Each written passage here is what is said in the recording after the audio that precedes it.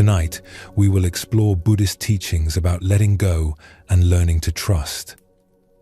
Not trust in something abstract, but trust in the way life naturally unfolds when we stop forcing it. Before we begin, feel free to share what time it is and where you're listening from. The masters who discovered these secrets were paying attention to small, true things that reveal how life works. They were watching water flow around stones. They were noticing how bamboo bends in the wind. What they discovered was that most of our struggle comes not from life itself, but from our relationship to it. From trying to control what can't be controlled. From holding on when it's time to release. From pushing when we could flow. These aren't just ideas to think about. They're truths you can feel in your body when you stop resisting. And as you see these patterns clearly, something shifts. The tight grip loosens. The breath deepens. Peace arrives, not because you achieved it, but because you stopped pushing it away. So get comfortable. Let your body settle. Close your eyes if that feels right. There's nothing to do but listen. Let's begin our journey together. There's a concept in Zen Buddhism called Wu Wei. In Chinese, it means effortless action. Not no action, but action without force. Without strain, without that feeling of pushing against something that won't budge. Wu Wei is what you see when you watch water move down a hillside. The water doesn't force its way through rocks. It doesn't insist on a straight path. It finds the openings and flows through them. And over time, patient and persistent, that soft water shapes even the hardest stone. This is one of the deepest teachings in Zen. There's a way to engage with life that doesn't exhaust you. A way to move through difficulty that doesn't require you to harden yourself against it. Most of us learn the opposite. We learn that if something isn't working, try harder. Push more. Force it. And when that doesn't work, we blame ourselves for not being strong enough. But Zen asks a different question. What if the problem isn't your lack of force? What if the problem is the forcing itself? Think about the last time you tried to force something. A relationship. A plan. Your own mind to be different.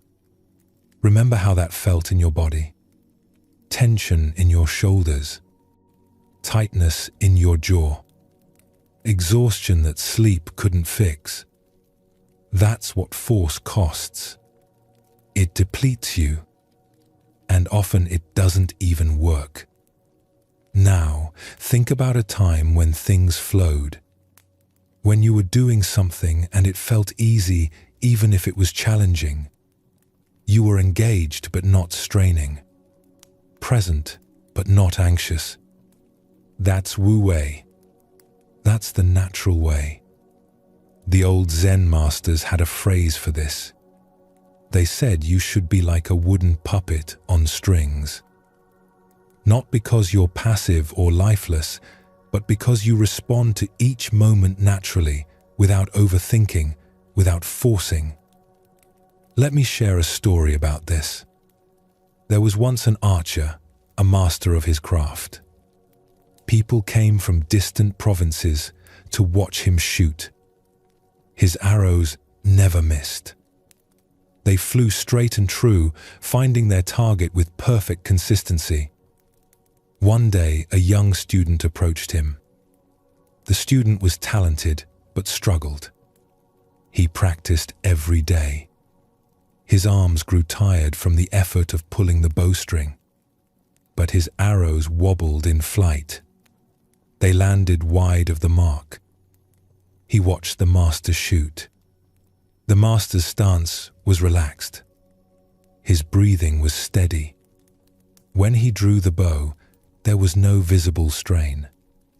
When he released, the movement was so smooth it seemed the arrow released itself. The student bowed low. "Master," he said, "I practice constantly. I put all my strength into every shot. But I cannot achieve what you achieve. What am I doing wrong?" The master smiled. He handed the student his bow. "Shoot for me," he said. The student took his stance. He gripped the bow tightly. He pulled the string back with all his might, his whole body tensing with effort. He aimed carefully, holding his breath. Then he released. The arrow flew but curved left, missing the target. The master nodded. "Again," he said. "But this time, don't try so hard." The student looked confused. "But master, if I don't try hard, how will I improve?" The master walked behind him. He placed one hand gently on the student's shoulder. "Close your eyes," he said. "Feel the bow in your hands. Feel your feet on the ground. Breathe naturally. Don't think about the target. Don't think about success or failure. Just feel the bow. Feel your body. Feel the breath moving in and out." The student closed his eyes. His breathing slowed. His grip on the bow softened slightly. "Now," the master said quietly, "draw the bow. But don't force it. Let your body draw it. Let your breath guide the movement." The student drew. His shoulders dropped. The tension left his face. "Hold it there," the master said. "Feel how the bow wants to release. Don't make it happen. Let it happen.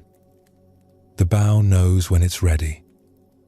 The student stood there, eyes closed, breathing steady.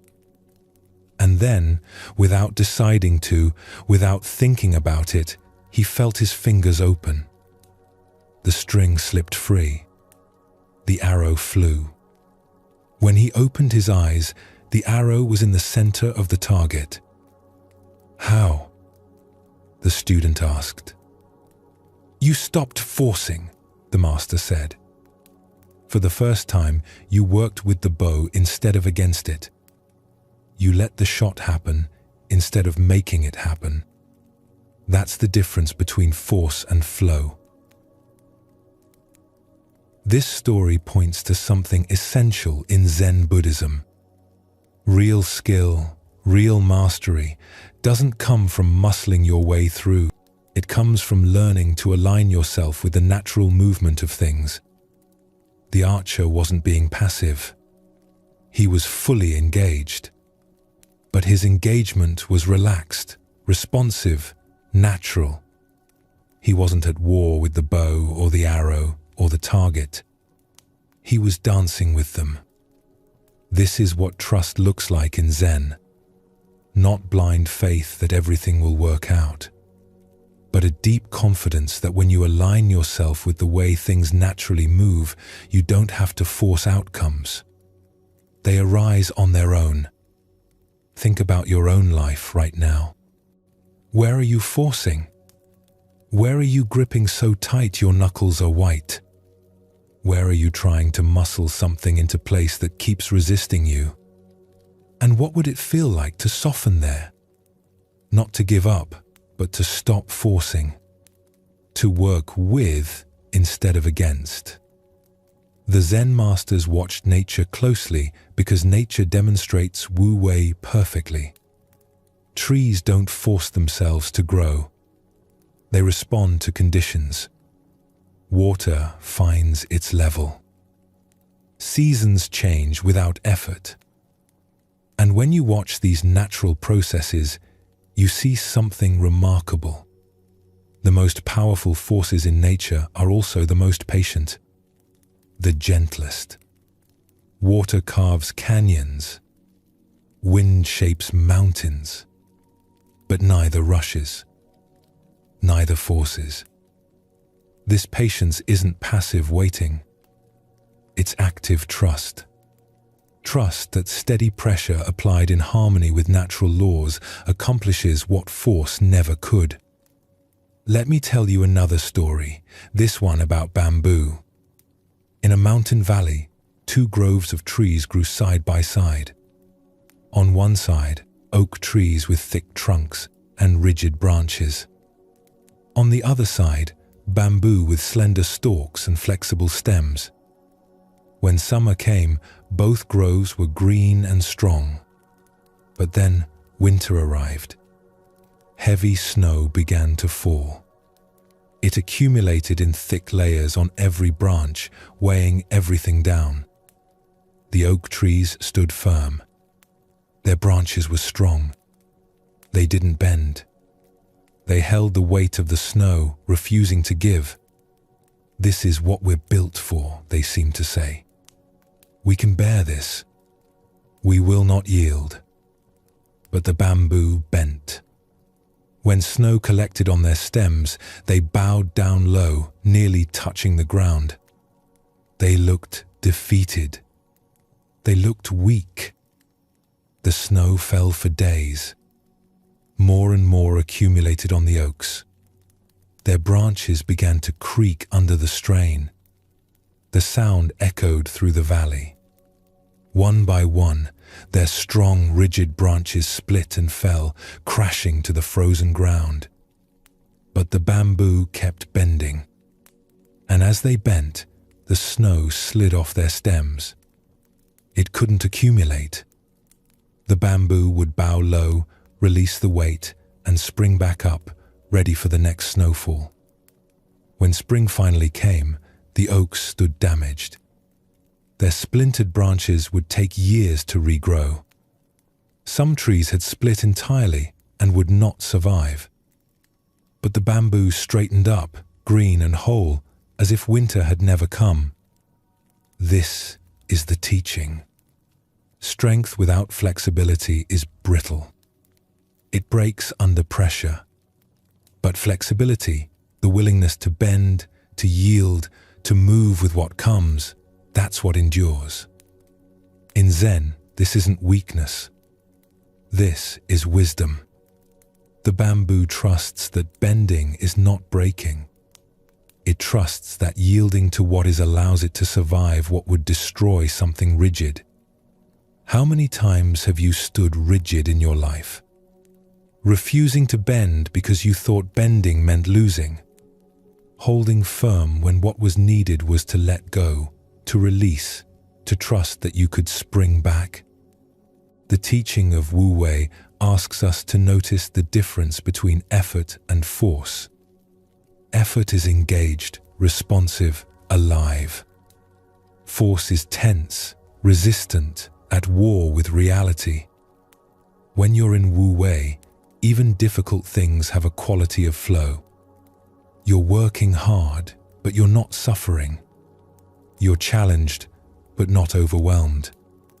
You're present with what is instead of fighting for what should be. And here's what the masters discovered. When you stop forcing, you often accomplish more, not less. Because you're not wasting energy fighting reality.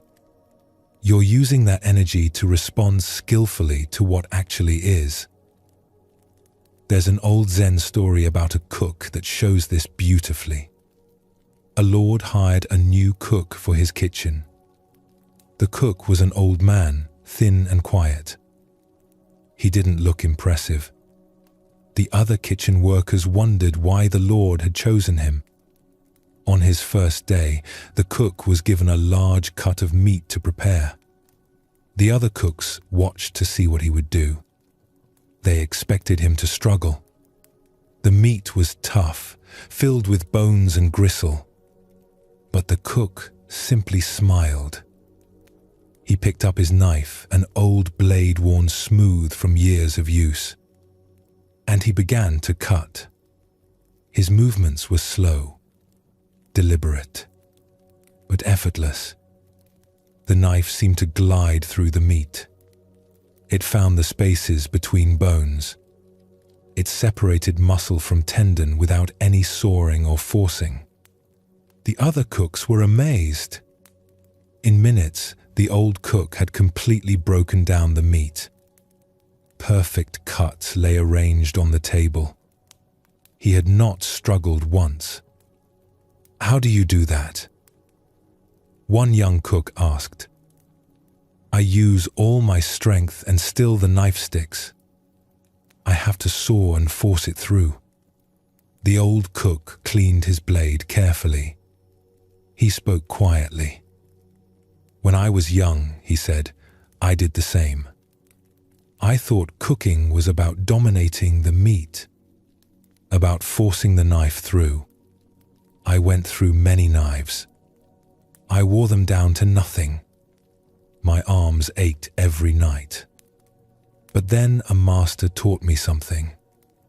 He showed me that meat has a natural structure. Bones connect in certain ways. Muscles separate along certain lines. The knife doesn't need to force through, feel the meat. I let the knife show me where it wants to go. I follow the grain, the spaces, the natural separations. The knife does what knives do. The meat reveals its structure, and I simply guide the process. There is no resistance because I'm not working against the nature of things. I'm working with it. The young cook tried this. At first, it felt wrong to not use force. But slowly, he began. Wu Wei isn't passivity. The archer still shoots. The bamboo still stands. The cook still cuts. But they do it with the minimum necessary force. They do it in harmony with the nature of things. There's a phrase in Zen: sitting like a mountain, moving like water. When you're still, be completely still. Grounded, solid, unshakable. But when you move, move like water. Responsive, adaptive, flowing around obstacles instead of crashing into them. This is the path of least resistance, but not in a lazy way. In a wise way. Why waste energy fighting when you could use that same energy to flow?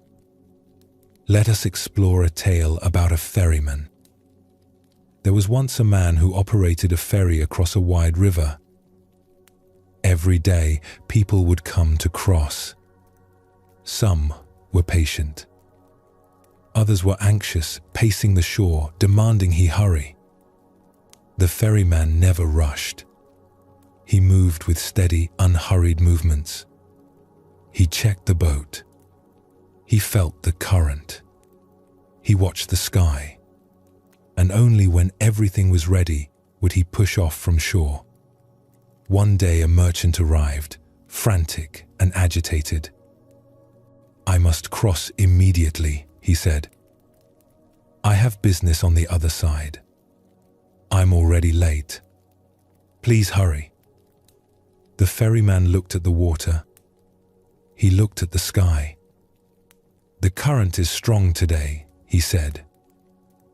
"We'll cross when it's safe." "I don't care about safe," the merchant said. "I care about fast. I'll pay you double, triple, just go now." The ferryman shook his head calmly. Money doesn't change the current. The merchant fumed, but he had no choice. He waited. An hour passed. The ferryman sat peacefully, watching the water. Finally, the ferryman stood. "Now," he said simply. They crossed. The ferryman's strokes were even, rhythmic. He didn't fight the current. He used it. When it pushed left, he adjusted right. When it pulled down, he angled across. The boat moved steadily, arriving at the far shore safely. "Why did we wait?" the merchant demanded. We made it across fine. Because an hour ago, the current would have pushed us a mile downstream, the ferryman said. We would have had to walk back. Or I would have had to fight the water the whole way, exhausting myself and endangering us both. By waiting for the right time, the crossing was easy. The merchant was quiet. He had spent that hour in anxiety, in resistance, in frustration. The ferryman had spent it in peace, simply observing, waiting for the natural moment to act. You could teach me to row, the merchant said slowly, but you can't teach me to wait, can you? The ferryman smiled. I can't teach you to wait, but the river can, if you let it. This is another layer of Wu Wei. It's not just about how you act, but when. Natural timing is as important as natural movement. Sometimes the wise action is to wait, to observe, to let conditions ripen before you engage. In our modern world, we've lost touch with this. We think every moment demands action. Every problem requires immediate solution. Every discomfort must be fixed right now.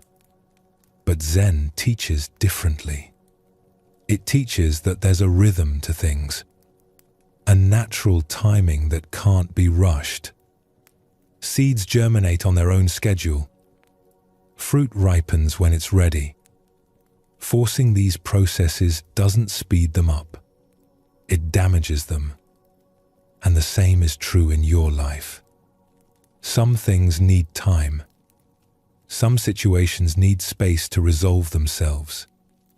Some problems dissolve on their own when you stop prodding them. The ferryman understood this. He didn't fight the river. He didn't waste energy rowing against the current during the wrong hour. He waited. He watched. And when the moment was right, he acted with minimal effort and maximum effectiveness. This is the art of timing in Zen Buddhism. Learning to feel when to engage and when to wait. When to speak and when to be silent. When to push forward and when to let things settle. And how do you learn this? The same way you learn Wu Wei. By paying attention. By noticing what happens when you force timing versus when you respect natural rhythms. Watch a master potter at the wheel. They don't force the clay into shape. They feel when it's ready to rise, when it needs to rest, when it's time to shape the rim. If they rush, the pot collapses. If they wait too long, the clay becomes too dry. There's a window, a natural moment when the clay wants to become a pot. And the master feels for that moment. You have that same capacity. You can learn to feel the natural timing of situations. Not through thinking, but through attention. Through being present enough to sense when something is ready and when it needs more time. This is trust in action. Trust that you don't have to force every door open. Trust that some doors will open on their own when the time is right. Trust that your job isn't to control timing, but to recognize it. The teaching of Wu Wei invites you to notice where you're forcing right now. In your body, in your relationships, in your work, in your expectations of how life should be. And it invites you to experiment with a different approach. What if you stopped forcing? What if you softened your grip? What if you looked for the natural movement instead of imposing your own? What if you waited for the right timing instead of demanding immediate results? You might be surprised. Often, what you couldn't accomplish through force suddenly becomes possible through flow. Not because you got stronger, but because you stopped working against yourself. This is one of the great gifts of Zen Buddhism. It shows you that there's another way. a way that doesn't deplete you, a way that actually works better than forcing ever did. And it all starts with trust. Trust that life has its own intelligence. Trust that water finds its way without your intervention. Trust that bamboo knows how to bend. Trust that arrows fly straight when you stop gripping so tight. Trust that the river has its own rhythm and the ferryman knows when to cross. This trust isn't something you manufacture. It's something you discover. You discover it by experimenting, by trying a lighter touch and noticing what happens, by softening and seeing that you don't collapse, by flowing and finding that you arrive where you needed to be, by waiting and watching situations resolve themselves in ways you couldn't have orchestrated. The masters weren't asking you to believe them. They were inviting you to try it yourself, to test these teachings against your own experience. And what you'll find, if you do, is that Wu Wei isn't just a nice idea. It's a practical approach to living that makes everything easier. Not because life gets easier, but because you stop making it harder than it needs to be. Your body already knows this. Watch how you breathe when you're relaxed. You're not forcing air in and out. You're allowing it. The breath happens naturally when you don't interfere. That's Wu Wei at its most basic. And everything else works the same way. So, as we continue, keep this teaching close. When you notice yourself forcing, remember the archer who stopped trying so hard. Remember the bamboo that survived by bending. Remember the cook who found the spaces where the knife naturally wants to go. Remember the ferryman who waited for the current to change. And see if you can bring that same quality to your own life. A little less force, a little more flow, a little more trust in the natural way things want to unfold, a little more patience with natural timing. This is the beginning of letting go in Zen Buddhism. Not giving up, but giving over. Not to fate or chance, but to the natural intelligence that runs through everything. The same intelligence that makes flowers bloom and rivers flow and seasons change. It's been there all along. You just have to stop forcing long enough to feel it. Stop pushing long enough to sense the current. Stop gripping long enough to let your hands open and receive what's already trying to come to you. Wu Wei. Effortless action. Natural trust. The way of water and bamboo and arrows that fly true and ferrymen who know when to cross. This is how Zen invites you to live. Not harder. Easier. Not with more force. With more flow. Not against the current. With it. And when you begin to live this way, even a little bit, something remarkable happens. Life doesn't become perfect, but it becomes lighter, more spacious, more possible, because you're finally working with reality instead of against it. And reality, it turns out, is much more cooperative than you thought. When you stop forcing it to be different than it is. There's something we all do without realizing it. We hold on. We grip. We carry things long after we need to. Not physical things, though sometimes those too. But mostly the invisible weight. The old conversations that play on repeat in your mind. The mistakes you made years ago. The ways you wish things had gone differently. The hurt someone caused you. The version of yourself you think you should be by now. All of this you carry. And it's exhausting. In Zen Buddhism, there's a teaching about this.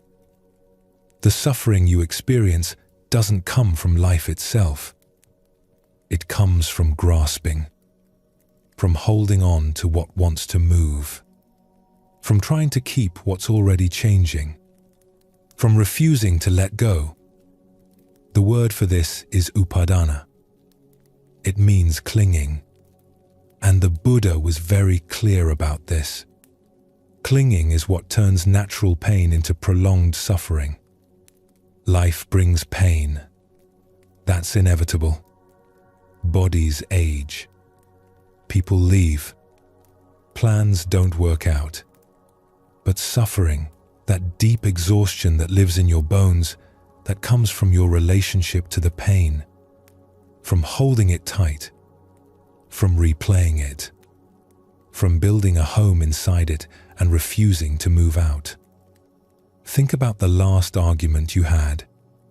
Maybe it was weeks ago, maybe months, maybe years, but you still carry it, don't you? You still review what was said. You still compose better responses in your mind. You still feel that tightness in your chest when you think about it. The argument is over. It's done. It exists only in memory now. But you're still holding it, still carrying it, and it weighs you down every single day. This is what the Zen masters want you to see. The weight isn't the thing itself. The weight is your refusal to put it down. Let me share a story about this. Two monks were traveling together, walking from one monastery to another. They had both taken vows of simplicity. They owned nothing but their robes. They spoke little. They practiced discipline in all things. As they walked, they came to a river. The water was high from recent rains. It rushed past, muddy and swift. There was no bridge, only a shallow crossing that would require wading through.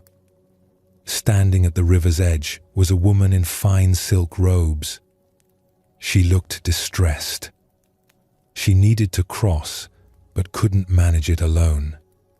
The current was too strong. The water would ruin her expensive clothes. The first monk saw her immediately. Without a word, he walked over to her, picked her up gently, and carried her across the river. The water came up to his knees. His robe got wet, but he set her down safely on the other side. She thanked him with genuine gratitude.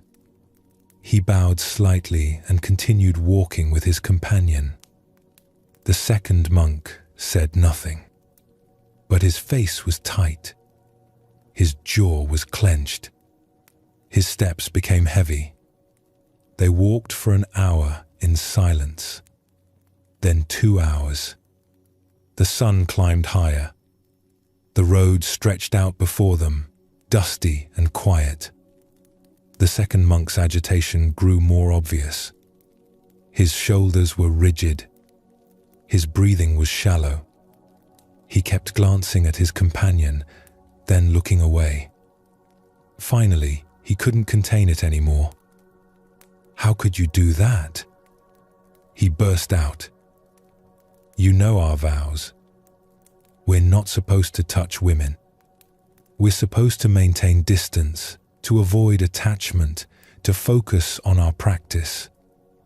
You picked her up. You carried her. You broke your vows right in front of me." The first monk stopped walking. He turned to look at his companion. His expression was calm. His eyes were gentle. "Brother," he said quietly, "I put her down at the river 3 hours ago. Why are you still carrying her?" The second monk stood there, the words landing like stones. He realized what he'd been doing. For 3 hours, he'd been carrying that woman in his mind, replaying the moment, building a case against his companion, working himself into righteous anger. The first monk had helped someone who needed help. Then he let it go.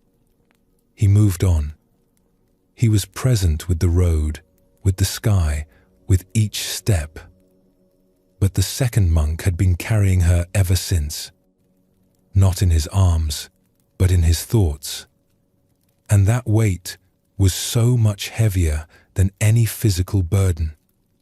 This story cuts right to the heart of what Zen Buddhism teaches about letting go. The first monk engaged with reality as it presented itself. A person needed help. He helped, and then he released it completely. No story about what it meant. No attachment to having done a good deed. No clinging to the action or its righteousness. The second monk never touched the woman, but he was completely entangled with her. He carried her in his judgment, in his rigid ideas about rules, in his mental story about transgression and purity. Which monk was more free? Which one was actually living his vows of non-attachment? How many things are you still carrying that happened hours or days or years ago? How many conversations are you replaying? How many versions of events are you reviewing, wishing you'd said something different, done something better? The event is over. It exists only in memory now. But you're choosing, moment by moment, to keep picking it up and carrying it. And the weight of that is breaking you. Zen teaches that this is optional. You can put it down, not because the thing didn't matter, not because you're dismissing what happened, but because carrying it doesn't change it. Holding it tight doesn't make it better. It only exhausts you. There's another teaching in Zen Buddhism about this. It's about a farmer and his horse. In a small village, there lived a farmer who owned a beautiful horse. His neighbors admired this horse. It was strong, healthy, valuable. The farmer was fortunate to have such an animal. One day, the horse broke through the fence and ran away into the hills. The neighbors came to the farmer's house, shaking their heads. "What terrible luck," they said. "Your horse is gone.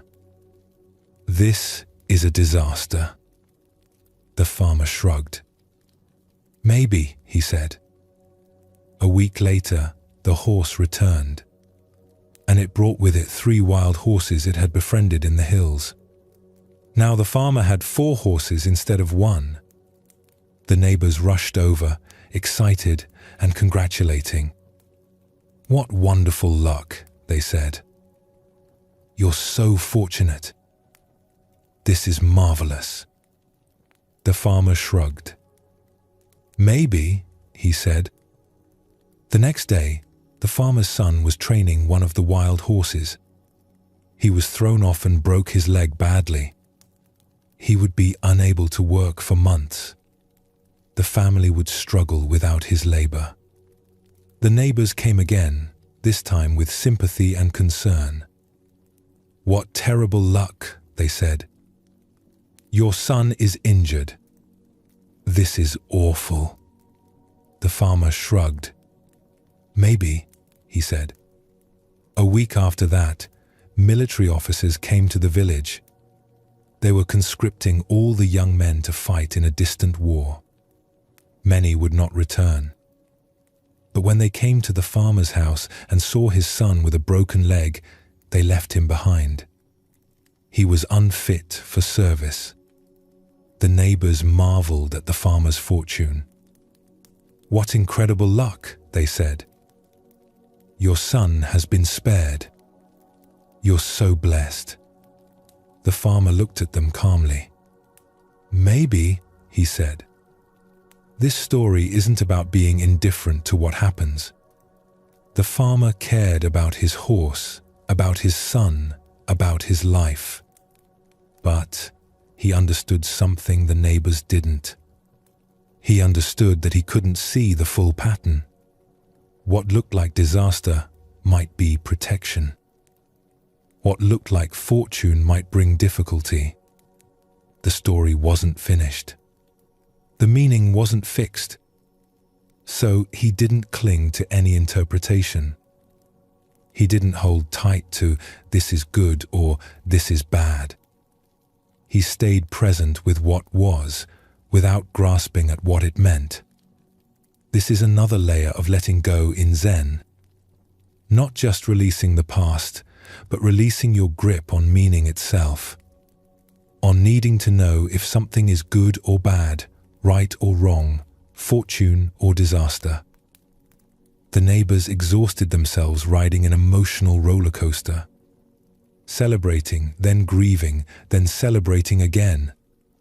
Their happiness and suffering came not from the events themselves, but from their rigid interpretations of what those events meant.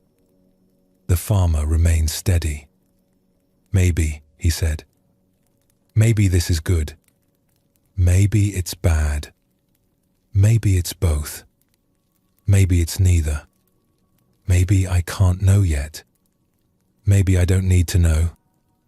That maybe isn't uncertainty or confusion. It's wisdom.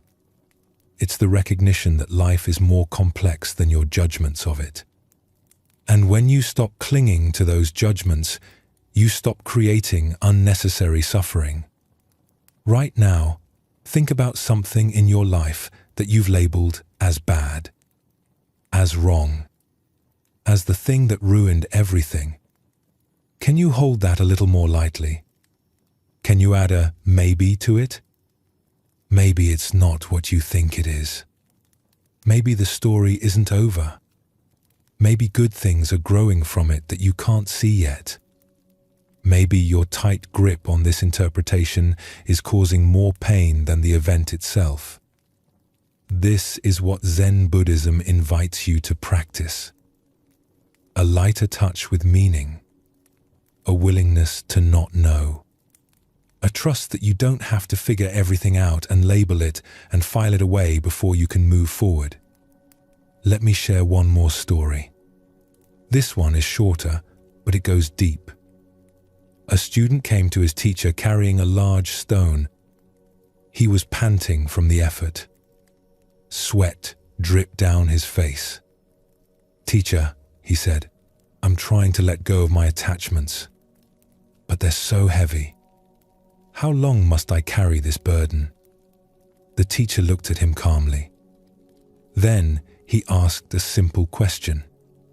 "Who told you to pick it up in the first place?" The student stood there, stunned. The stone suddenly felt impossibly heavy in his arms. He realized he could put it down any time. He'd been choosing to hold it, and he could choose to release it. He set the stone on the ground. His arms were shaking. His shoulders ached. But the weight was gone. "The burden you carry," the teacher said gently, "is not forced upon you. You pick it up. You hold it. And you can put it down whenever you're ready." This teaching is so simple, it's easy to miss. You're not a victim of the weight you carry. You're the one carrying it, which means you have the power to put it down. But here's what makes this difficult.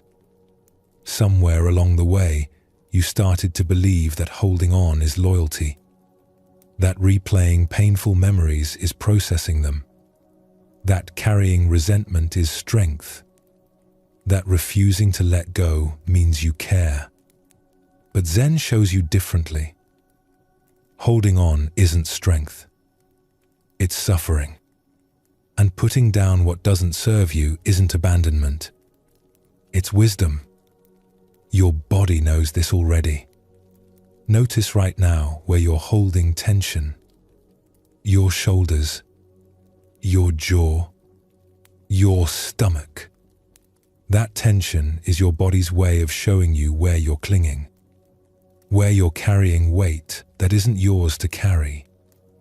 And when you set that weight down, even for a moment, even just to breathe one deep breath and soften your grip, your body responds immediately. The shoulders drop. The jaw unclenches. The breath deepens. This is the feedback loop Zen teaches you to pay attention to. Your body tells you when you're grasping, and it tells you when you've released. So what are you carrying right now that you could put down? Maybe it's anger at someone who hurt you years ago. They're not thinking about you. They've moved on. But you're still having arguments with them in your mind, carrying them with you everywhere you go. Maybe it's shame about something you did, something you regret. You've apologized. You've learned from it, but you won't forgive yourself. You carry that shame like a badge, showing it to yourself over and over. Maybe it's grief that's turned into a kind of prison. You lost something precious, and in honoring it, you've made a home inside the loss. You're afraid that letting go of the grief means letting go of what you loved. Or maybe it's simpler than all that. Maybe you're just carrying the expectation that you should be different than you are. Further along, more healed, less broken. And that constant comparison exhausts you more than any external circumstance ever could. All of this is weight. All of this is grasping. And all of it is optional. The teaching isn't that you should never feel anger or shame or grief. Those are natural human responses to life. They move through you if you let them. But when you cling to them, when you make them into an identity, when you replay them endlessly, they stop moving. They become weight. In Zen, they talk about clouds passing through the sky. The sky doesn't hold on to clouds. It doesn't identify with them. It doesn't say, "I am the cloudy sky," and insist on staying overcast forever. Clouds come. Clouds go. The sky remains open, spacious, allowing. You are the sky. Your experiences are the clouds. They pass through. They're real while they're here. But they're not you. And you don't have to hold them in place. This is the practice. Noticing when you're gripping. Feeling the weight of what you're carrying. And gently, with compassion for yourself, seeing if you can soften your hold. You don't have to drop everything at once. You don't have to be perfect at this. You just have to notice. Oh, I'm replaying that conversation again. Oh, I'm carrying that old hurt.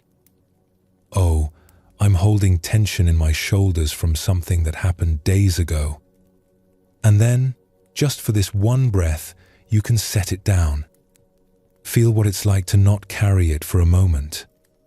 Notice how your body responds. Notice the space that opens up. You'll probably pick it back up again.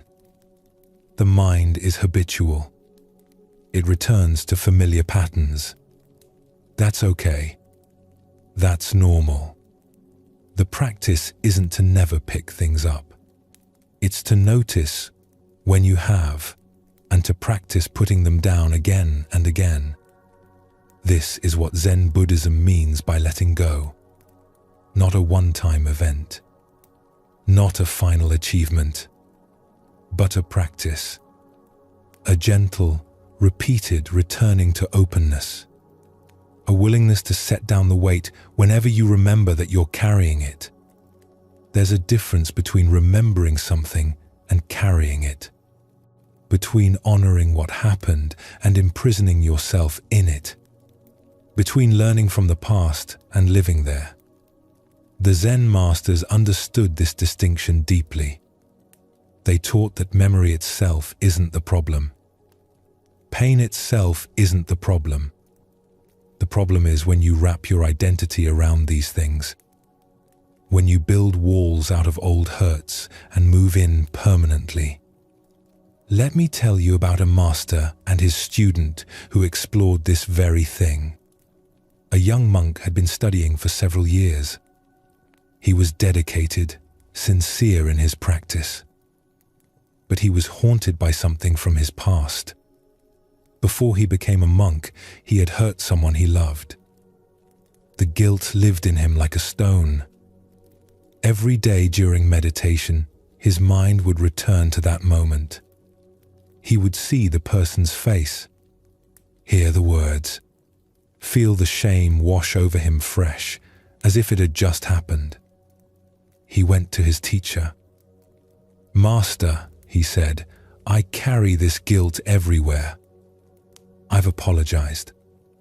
The person forgave me, but I can't forgive myself. How do I let it go?" The teacher was quiet for a moment. Then he said, "Come with me." They walked to a small pond behind the temple. The water was still, reflecting the sky perfectly. The teacher picked up a stone from the path. He held it up. "This stone," he said, "throw it into the pond." The student threw the stone. It splashed into the center of the pond. Ripples spread out in perfect circles, disturbing the reflection. But gradually the ripples faded. The water settled. The reflection returned. The pond was still again. "Where is the stone now?" the teacher asked. "At the bottom of the pond," the student said. "Can you see it?" "No." "Is it still there?" "Yes, but it's settled. It's at rest." The teacher nodded. "Your guilt is like that stone. You threw it in. It created ripples. Those ripples were real. They disturbed the water, but the water doesn't hold on to the ripples. It lets them fade. It returns to stillness. The stone settles to the bottom. It becomes part of the pond bed, part of the foundation. But the surface is clear again. "You're trying to keep the ripples alive," the teacher continued. "You're disturbing the water over and over, remembering the splash, recreating the disturbance. But the event is done. The stone has settled. Your job now is to let the water be still." The student stood there, watching the pond. The surface was perfectly calm now. You couldn't tell a stone had been thrown. But the stone was still there, at the bottom, part of the pond's depth. "The past doesn't disappear," the teacher said. "It becomes part of your depth. But it doesn't have to disturb your surface. You can learn from it, grow from it, let it shape who you are. But you don't have to carry it in your hands every moment of every day." This teaching goes deeper than simple forgetting. Zen Buddhism doesn't ask you to pretend, but there's a difference between the stone resting at the bottom and constantly throwing it in again, between letting the water settle and deliberately creating ripples day after day. When you replay painful memories, you're throwing the stone in again. When you rehearse old arguments, you're creating new ripples from an old event. When you refuse to let guilt rest, you're disturbing water that wants to be still. And this exhausts you. Not the original event, but the constant reenactment of it. Think about water again. This is what Zen Buddhism does. It keeps returning you to nature, to simple, observable truths about how things work. Water doesn't hold on to anything. It receives everything. A leaf falls in.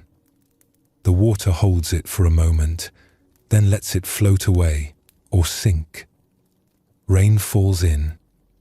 The water accepts it, integrates it, and continues being water. You can be like that. You can receive what happens, let it move through you or settle in you, and then return to clarity. The surface can be still even though the depths contain everything you've experienced. But most of us do the opposite. We dam ourselves up. We hold everything in. We create stagnant pools where things can't move, can't settle, can't integrate. And then we wonder why we feel so heavy, so stuck. The teaching here is about flow again. Not the flow of wu-wei from earlier, but the flow of allowing experiences to move through you rather than building walls to hold them in place. When you grip an experience tightly, trying to keep it exactly as it is, you're stopping the natural flow. And anything that stops flowing starts to stagnate. Pain that flows through you is acute but temporary. Pain that you dam up becomes chronic suffering. This is why the Zen masters always point you back to now. Not because the past doesn't exist, but because now is the only moment you can actually choose how you relate to the past. Right now, in this moment, you're either carrying or not carrying, gripping or releasing, creating ripples or allowing stillness. And you get to choose. Not once, but moment by moment. Let me share something else about this weight we carry. Sometimes we don't even realize we're carrying it. It's become so familiar, it feels like part of who we are. There's a story about this too. A traveler was walking along a road, bent under the weight of a large pack on his back. A farmer working in a nearby field watched him struggle by. The traveler's steps were slow and labored. He was clearly exhausted. The next day, the farmer saw the same traveler coming back the other way. Still bent. Still struggling under the same large pack. The farmer called out to him, "Friend, you seem to be carrying something heavy. What's in your pack?" The traveler stopped, breathing hard. He looked confused. "Pack?" he said. "What pack?" "The one on your back," the farmer said, pointing. The traveler reached back and felt the pack. His eyes widened. He'd been carrying it for so long, he'd forgotten it was there. It had just become part of how he moved through the world. He took it off and opened it. Inside were stones. Just stones. No food. No supplies. No tools. Just heavy stones he'd been carrying without even knowing why. "Why would I carry this?" he asked, more to himself than to the farmer. "I don't know," the farmer said gently. "But now that you know it's there, you can put it down." This is what awareness does in Zen Buddhism. It shows you what you're carrying, not to shame you, not to blame you, but to give you the choice to put it down. You might be carrying beliefs about yourself that aren't true. Stories about what you deserve. Judgments from other people that you internalized years ago. Expectations that were never yours to begin with. Old identities that no longer fit. Pain that's long since healed, but you keep probing the wound to see if it still hurts. And you carry all of this unconsciously. It's just become your normal. You don't remember a time without it. You've forgotten it's there. But when you start to practice Zen, when you start to pay attention, you begin to notice. "Oh, I'm doing it again. I'm carrying something." And you can ask yourself, like the traveler with his pack, why am I carrying this? What purpose does it serve? Can I put it down? Often, you'll find there's no good reason. You're just carrying it because you always have. Because you forgot it was there. Because it became familiar. And sometimes the relief of putting it down is so immediate, you wonder how you carried it for so long. Like taking off a heavy backpack after a long hike. Your body straightens. your breath deepens. You realize how much energy you were using just to hold that weight. This is the gift of awareness in Zen. It doesn't necessarily make you stronger so you can carry more. It shows you what you're carrying so you can choose to put it down. The monks at the river, the farmer and his horse, the student and his stone, the stone in the pond, the traveler with his pack of rocks. These aren't just stories. They're mirrors. They're showing you what you do, and they're showing you that there's another way. You can engage with life fully, like the first monk helping the woman across the river, and then release it. You can hold your interpretations lightly, like the farmer saying, maybe. You can put down the burden you've been carrying, like the student with his stone. You can let the water settle, like the guilt that becomes depth instead of disturbance. You can notice what you're carrying and choose to set it down, like the traveler with his pack. This is the gift of Zen Buddhism.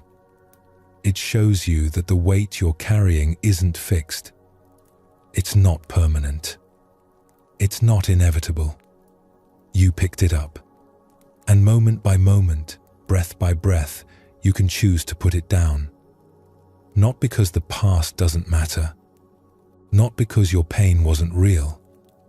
But because carrying it doesn't change it.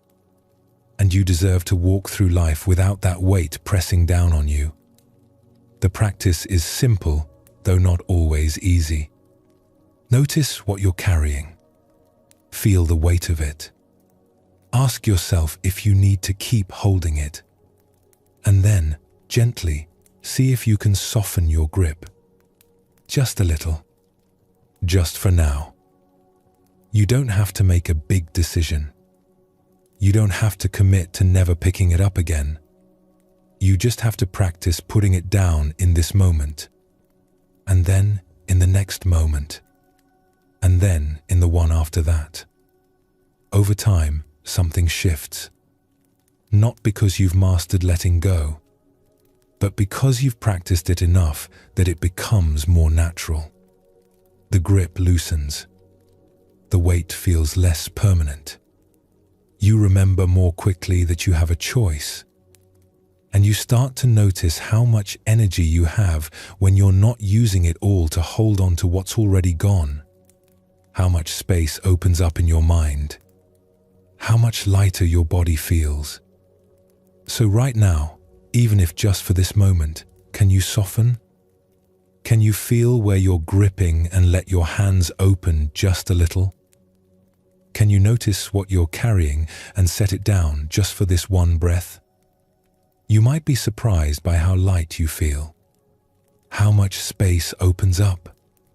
How possible everything suddenly seems when you're not weighed down by everything you've been carrying.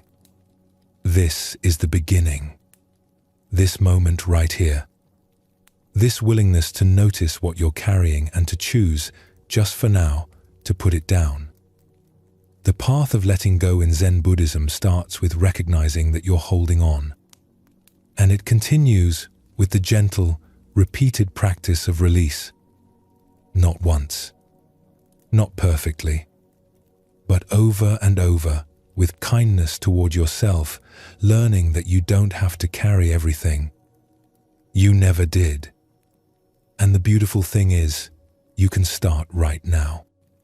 This breath, this moment, this small softening of the grip, this tiny willingness to set something down. That's all it takes. Just this. Just now.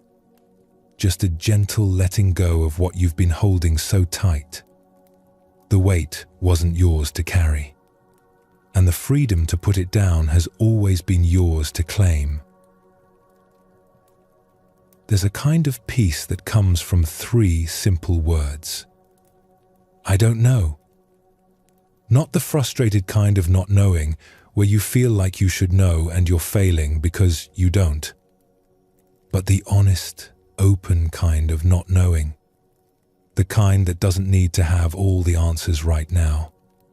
The kind that can rest in uncertainty without panic. This is one of the most radical teachings in Zen Buddhism. In a world that demands certainty, that measures intelligence by how much you know, that treats uncertainty as weakness, Zen says something different. Zen says not knowing is wisdom. There's a concept for this. It's called Shoshin. In Japanese, it means beginner's mind. It's the ability to approach each moment fresh, open, curious, without the weight of what you think you already know. A beginner's mind doesn't pretend ignorance. It's not false modesty. It's a recognition that every moment is actually new. That your fixed ideas about how things are can blind you to how things actually are right now. The Zen masters noticed something. The more convinced you are that you understand something, the less able you are to see it clearly. Your understanding becomes a lens that filters everything. You see what you expect to see. You miss what doesn't fit your existing knowledge. But when you approach something with genuine not knowing, with real openness, you can see it as it is. Fresh. Unfiltered. True. Think about the last time you were completely sure about something. So certain you knew exactly how it was, what it meant, what would happen. And then reality surprised you. Showed you something you hadn't seen. Revealed a perspective you hadn't considered. That surprise is life telling you that your knowing was incomplete. Not wrong necessarily. Just not the whole picture. And your certainty had closed you off from seeing more. This is what Zen Buddhism invites you to question. Not your knowledge itself, but your attachment to it. Your need to be certain. Your grip on being right. Let me tell you a story about this. There was a university professor, a brilliant man who had studied philosophy for decades. He had written books. He had taught hundreds of students. He was known throughout the country for his intellect and learning. One day, he heard about a Zen master who lived in a remote monastery. The professor was curious. He wanted to understand this Zen Buddhism that people spoke about with such reverence. So he traveled to the monastery and requested an audience with the master.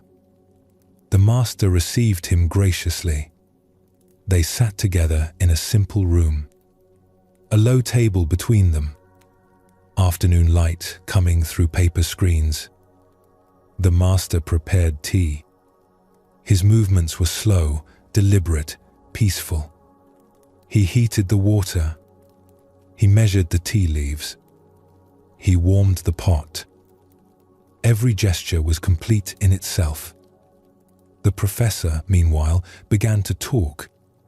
He talked about his studies, about what he understood of Buddhism from his reading, about the philosophical frameworks he'd developed, about the lectures he'd given on Eastern thought. The master listened. He didn't interrupt. He simply continued preparing the tea. When the tea was ready, the master began to pour. He filled the professor's cup, but he didn't stop pouring when the cup was full. The tea rose to the brim, spilled over the edge, ran across the table, dripped onto the floor. The professor watched in alarm. "Stop," he finally said. "The cup is full. No more will go in." The master set down the pot. He looked at the professor with gentle eyes. "Yes," he said. "You are like this cup. You come here full of your own ideas, your own knowledge, your own understanding. There is no room for anything new. How can I show you Zen when your cup is already full?" The professor sat there, tea dripping from the table onto his robes. He understood. He'd come seeking knowledge, but he'd already decided what that knowledge would look like. He had categories, frameworks, interpretations ready.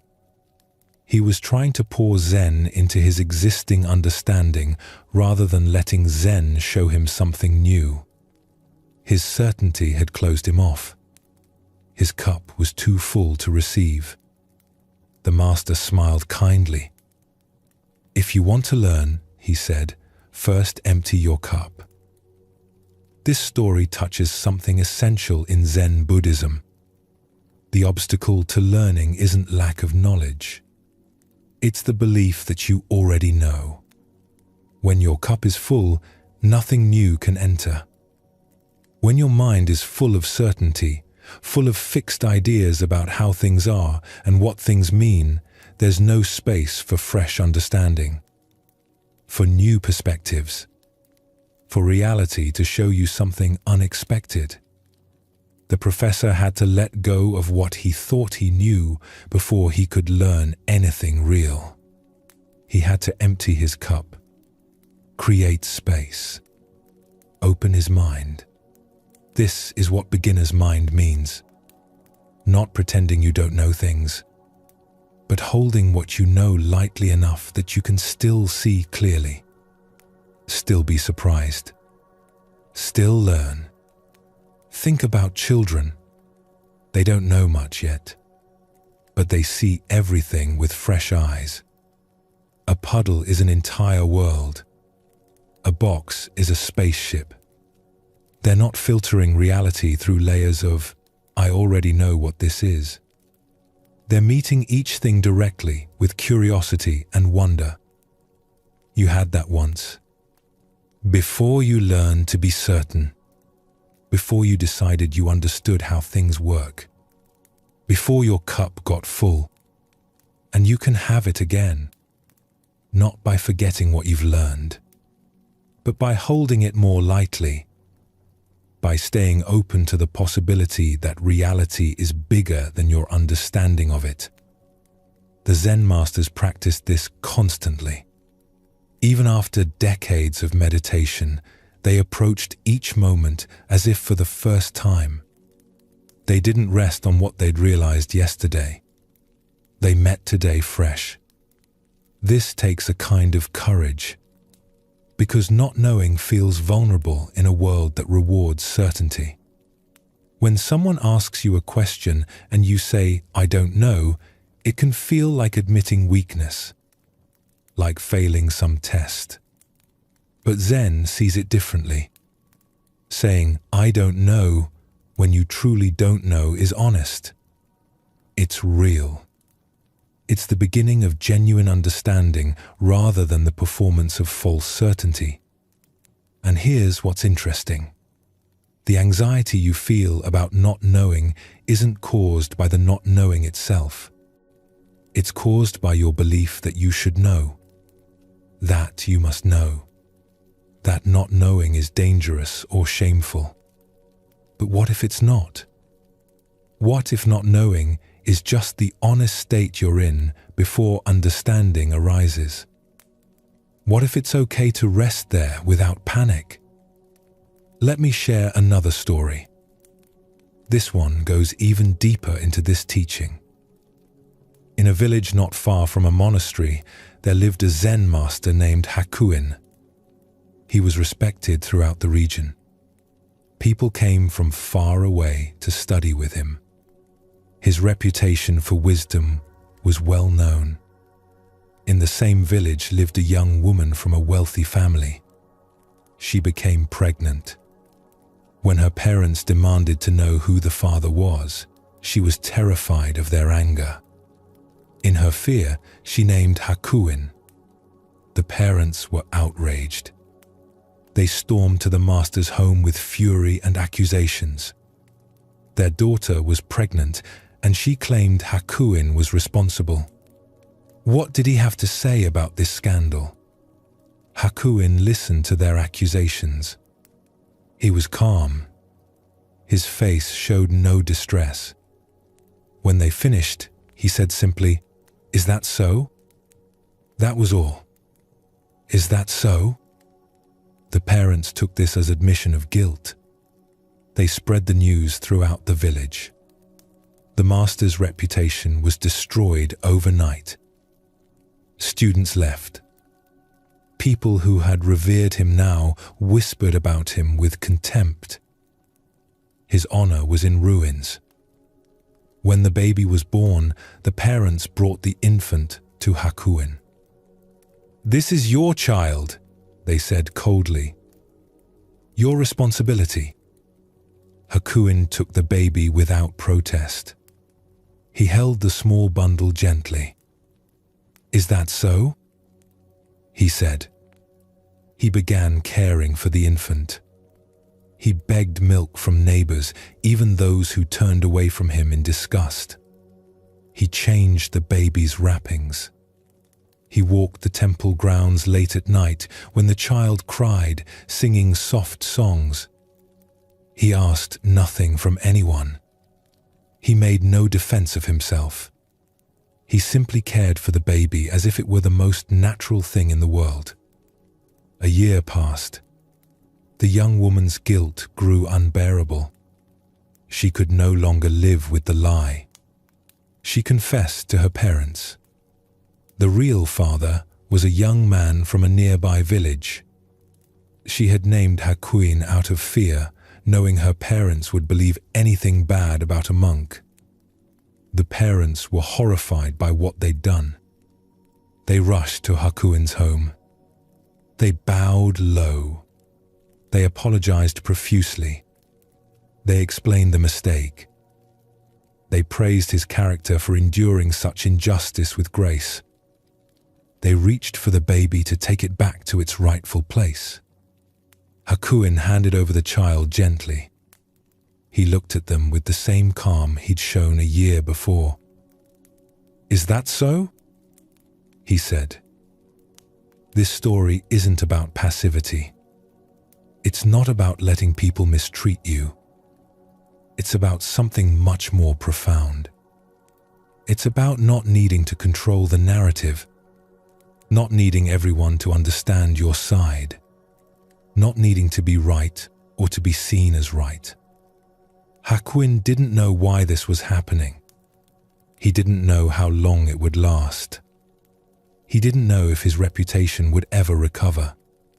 But he also didn't torture himself demanding answers to these questions.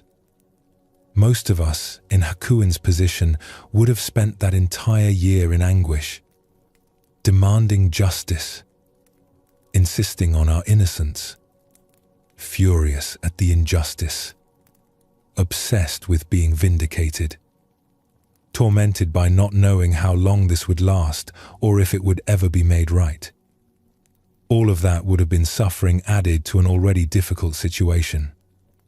The baby still needed care regardless.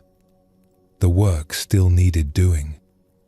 But we would have been doing it while simultaneously fighting reality, resenting it, needing it to be different. Hakuin just cared for the baby. When people accused him, is that so? When people praised him, is that so? He didn't cling to either story. He didn't need to know what it all meant. He was simply present with what was. This is the freedom that comes from not knowing in Zen Buddhism, not the not knowing of confusion. But the not knowing that doesn't need to nail everything down. That can live with mystery. That can rest in uncertainty. Think about your own life right now. How much of your suffering comes from not having answers? From not knowing how things will turn out? From uncertainty about the future, about other people's thoughts, about whether you're doing the right thing? And what if that's okay? What if you don't need those answers right now? What if you could rest in, is that so? And meet what's actually here rather than torturing yourself with what you can't know yet? The mind hates this. The mind wants certainty. It wants to figure everything out, nail it all down, know what everything means and where it's all going. The mind thinks this is safety. But Zen shows you something different. That clinging to certainty is what creates anxiety. That needing to know is what disturbs peace. That you can be with not knowing and be okay. There's another teaching story that goes to this directly. A monk approached his master with a question. He bowed respectfully and asked, "Master, what is Buddha?" This was a traditional question. The monk was asking about the fundamental nature of enlightenment, of truth, of reality itself. It was a profound spiritual inquiry. The master looked at him and said, 3 pounds of flax." The monk was confused. 3 pounds of flax? What kind of answer was that? What did it mean? How was this supposed to help him understand anything? But that was exactly the point. The monk wanted an answer he could understand, a concept he could grasp, some wisdom he could hold in his mind and feel certain about. He wanted to know. The master gave him something that couldn't be grasped that way, something that pointed beyond the mind's need for conceptual understanding. 3 pounds of flax isn't a concept about reality. It's just 3 pounds of flax. Direct, immediate, present. It's not about what it means. It's about meeting what is without the filter of meaning-making. This is what Zen does again and again. It frustrates the mind's need to understand in the conventional way, not to be cruel, but to show you that there's another way of knowing, a direct way, an immediate way, a way that doesn't require translating everything into concepts. You can know something without being able to explain it. You can understand something without being able to put it into words. You can be certain of something while remaining open to being wrong. This is the paradox of Zen wisdom. It's sure and unsure at the same time, confident and humble simultaneously, knowing and not knowing in the same breath. The masters called this "don't know mind," and they considered it the most valuable state you could cultivate. Don't know mind isn't ignorance. It's not confusion. It's not the kind of not knowing that comes from lack of attention or understanding.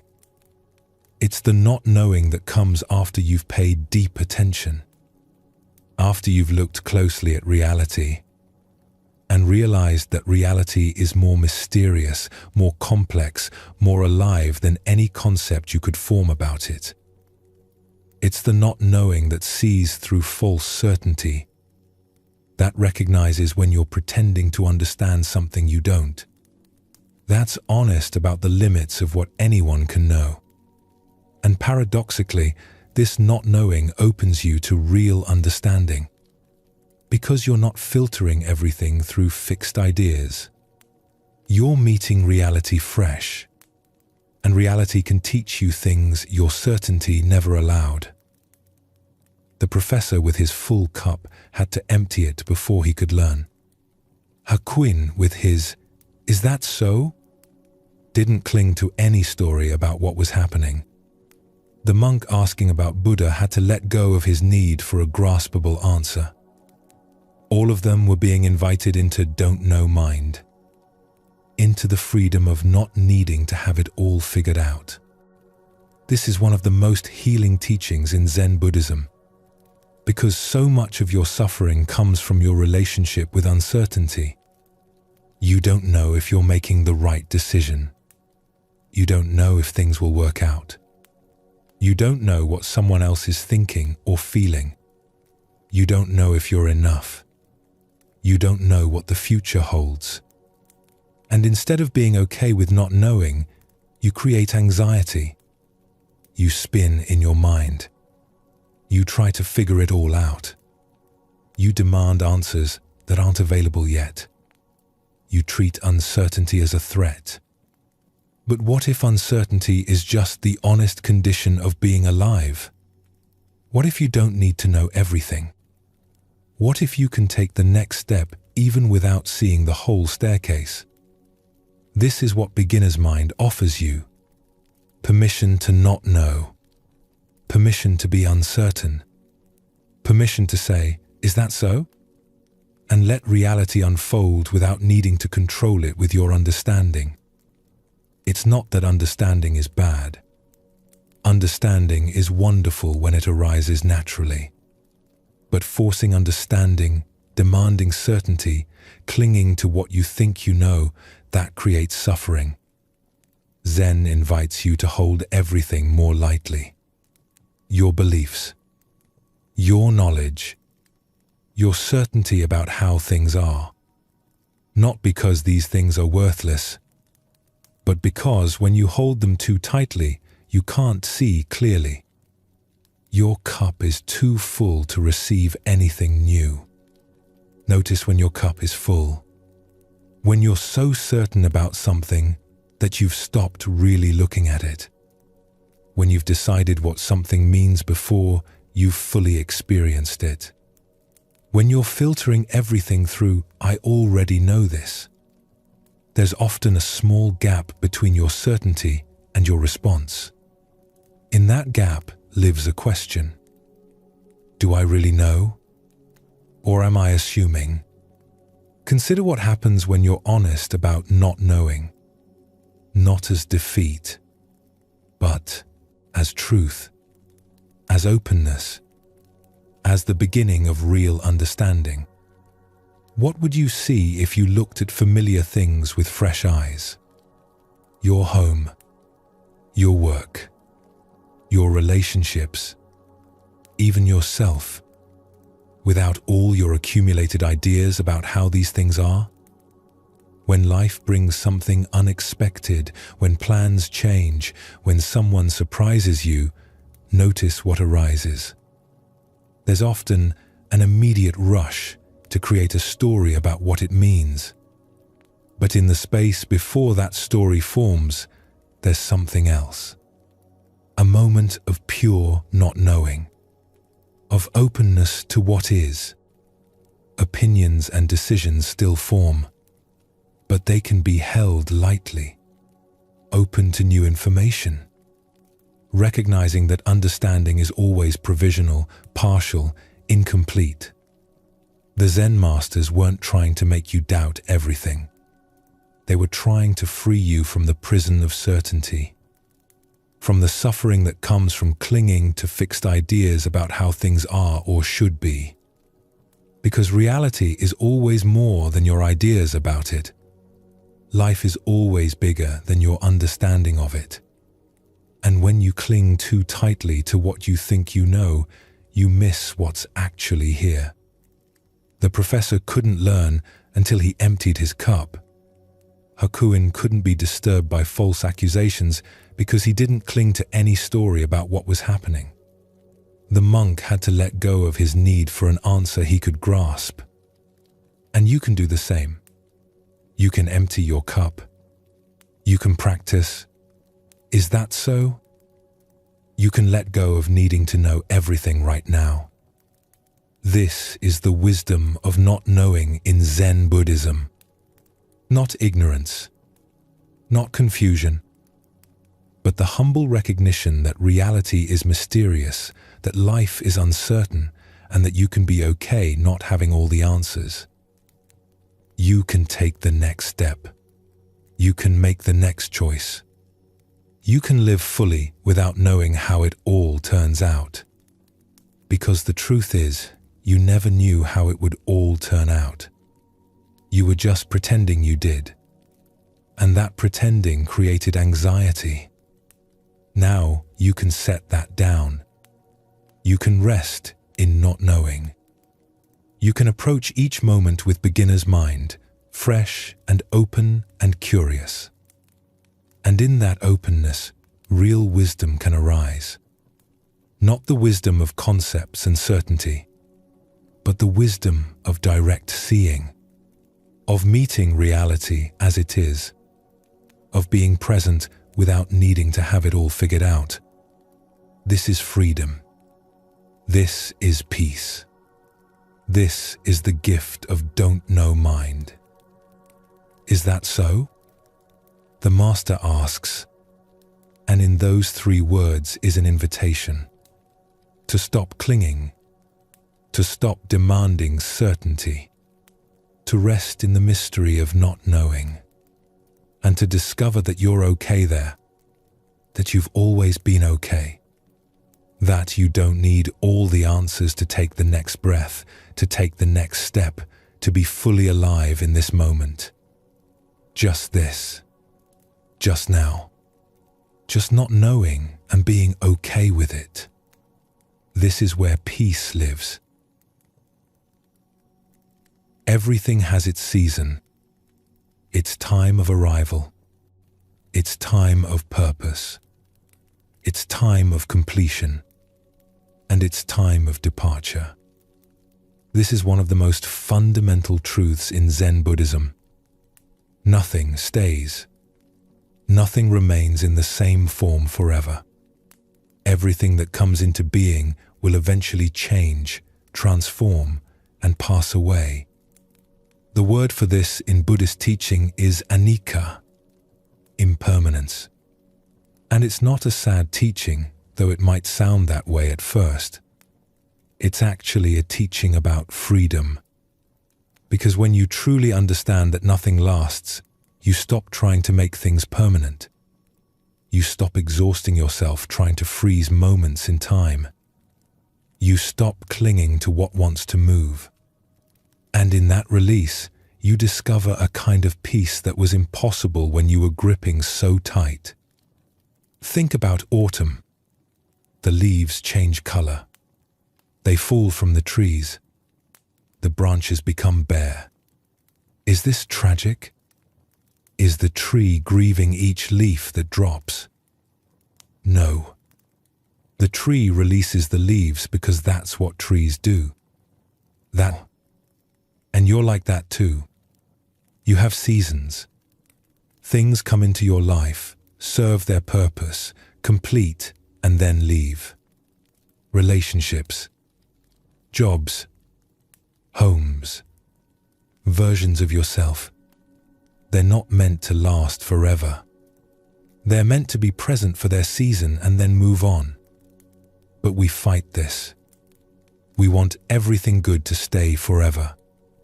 We want to hold on to moments that are already passing. We want people to remain exactly as they are. We want circumstances to never change. And this wanting creates suffering. Not the changes themselves, but our refusal to accept that change is how life works. Let me tell you a story about a Zen master and his most precious possession. There was a teacher who lived very simply. He owned almost nothing. Just his robes, his bowl, and one other thing. A teacup. This wasn't an ordinary teacup. It was old, made by a famous craftsman centuries ago. It was beautiful. Simple in design, but perfect in its proportions. The glaze caught the light in subtle ways. It fit perfectly in the hand. The master loved this cup. Every morning, he drank his tea from it. He washed it carefully. He handled it with attention and care. His students noticed how gently he held it, how his face softened when he used it. One day, a student was visiting the master's room. He saw the cup and recognized its value. He knew it must be precious, probably irreplaceable. "Master," the student said, "you clearly love this cup. You must worry about it. What will you do when it breaks?" The master picked up the cup. He held it in both hands, looking at it with obvious affection. Then he looked at the student and smiled. "It's already broken," he said. The student was confused. He looked at the cup. It was whole, intact. No cracks, no chips. "I don't understand, Master." "The cup is perfect. It's not broken." "It will break," the Master said gently. "All things do. Clay returns to earth. Nothing made lasts forever. This cup, this body, this life, all of it is temporary. So rather than pretend it will last forever and then suffer when it breaks, I acknowledge its nature now." He held the cup up to the light. "It's already broken. It's already returning to what it came from. And because I see this clearly, I can truly appreciate it while it's here. I don't spend my energy worrying about when it will break. I don't create suffering by wishing it could last forever. I simply enjoy it now, knowing it won't last. And that makes each moment with it more precious, not less." The student sat with this teaching. The Master set the cup down carefully and poured tea into it. The cup was still whole, still beautiful, still perfectly functional. But the Master held it with the understanding that it was already in the process of becoming something else. This is the wisdom of impermanence in Zen Buddhism. When you understand that everything is temporary, you stop relating to things as if they're permanent. You stop creating suffering by demanding they stay forever. The cup is already broken. Your body is already aging. Your relationships are already changing. Your life is already moving toward its end. Everything is already in the process of transformation. This isn't pessimism. This is clear seeing. And clear seeing brings freedom. Because when you know something won't last, you appreciate it differently. Each morning with that cup becomes precious. Each moment with the people you love becomes significant.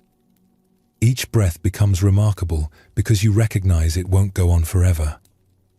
Impermanence makes things valuable. Not less valuable. More valuable. Because they're here now and they won't always be. Think about a sunset. Why is it beautiful? Partly because it doesn't last. It's there for a brief window of time and then it's gone. If the sky stayed that color forever, you'd stop noticing it. The temporary nature is part of what makes it precious. Your life is like that. Everything in it is like that. Here for a season. Precious because it's temporary. Meaningful because it won't last. And when you understand this, really understand it, something shifts in how you hold things. You hold them more gently, more appreciatively, with open hands instead of clenched fists. The Master with his teacup wasn't being careless. He still handled it carefully. He still appreciated its beauty. But he wasn't tormented by the future moment when it would break. He was free to enjoy it now. This is what Zen Buddhism teaches about letting go. It's not about not caring. It's not about becoming cold or detached. It's about loving things fully while recognizing their temporary nature. It's about holding with open hands. There's a natural rhythm to everything. Things arise. They exist for a time. They serve their purpose. And then they complete. They move on. They make space for what comes next.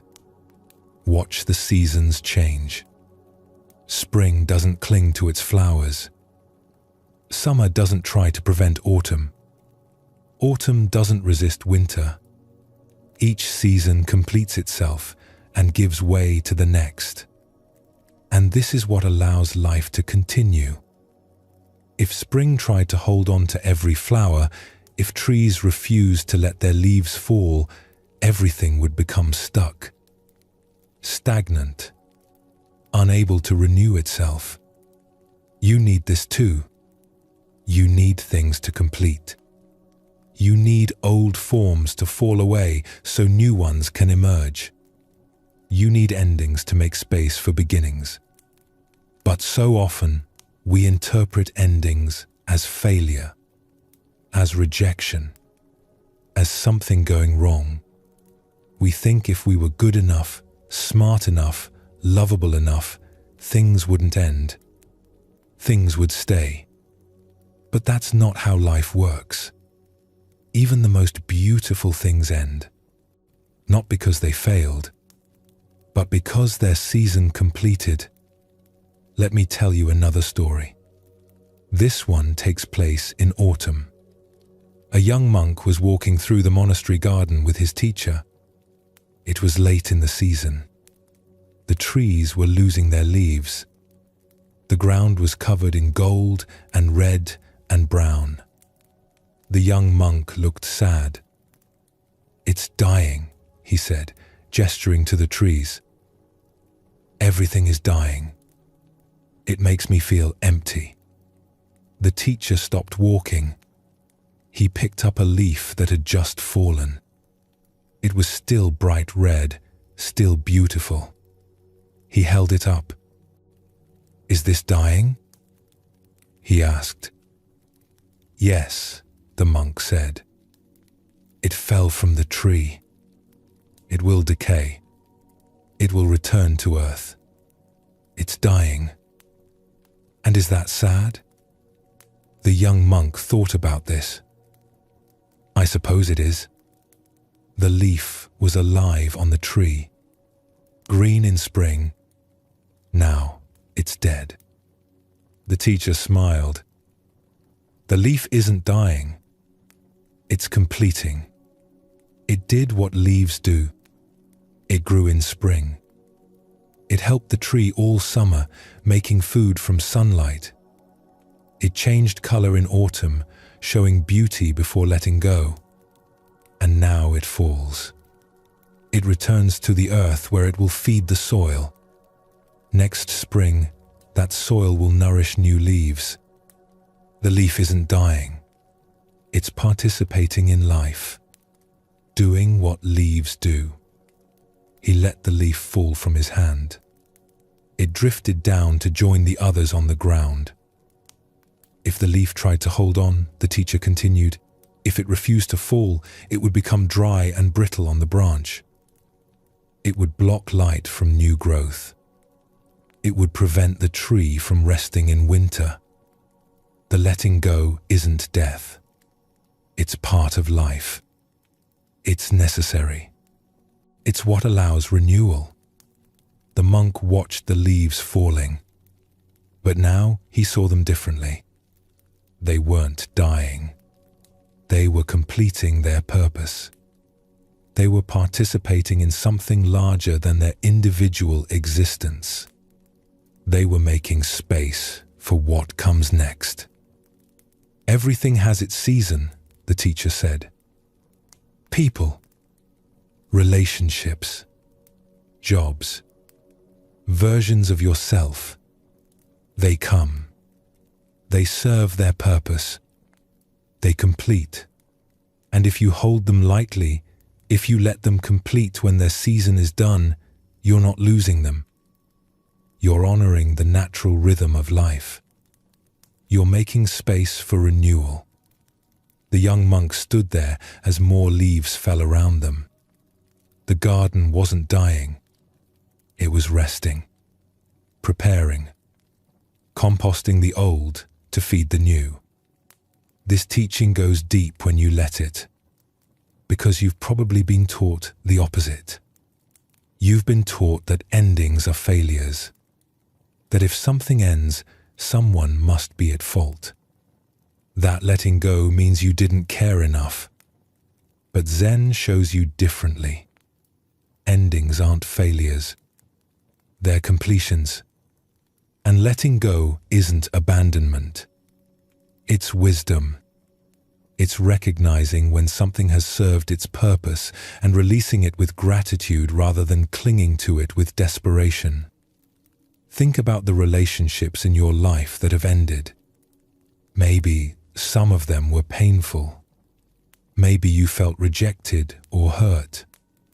But can you see, looking back, that maybe they had completed? That what you were learning from each other had been learned? That holding on longer would have created more suffering, not less. This doesn't mean the relationship didn't matter. It means it mattered for its season.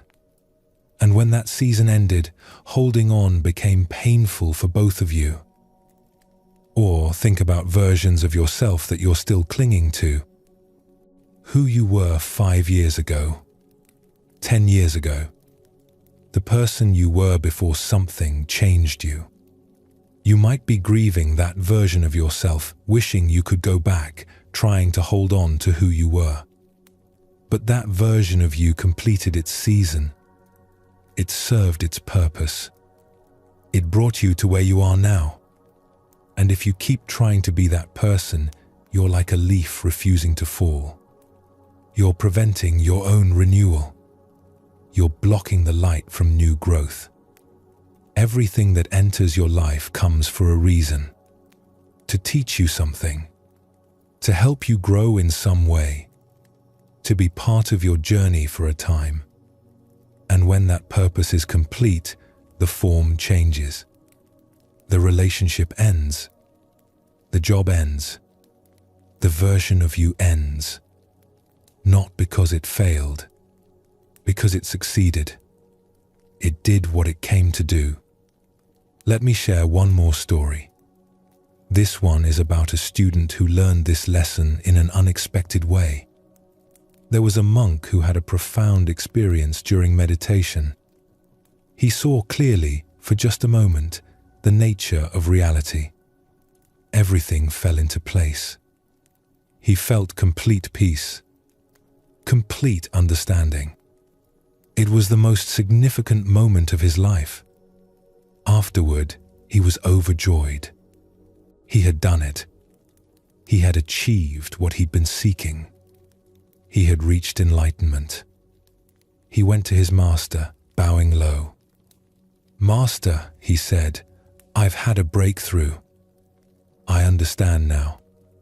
I felt it completely. I want to stay in that state forever." The master looked at him with kind eyes.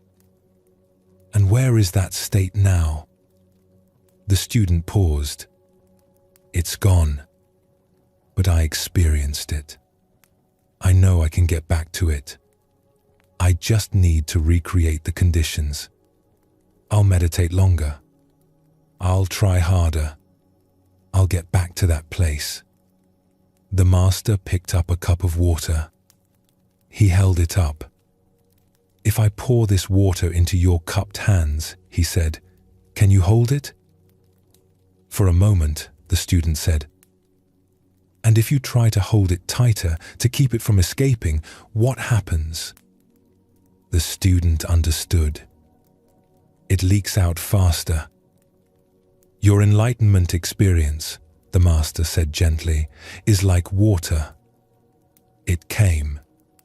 You received it. It was real. But now it's gone.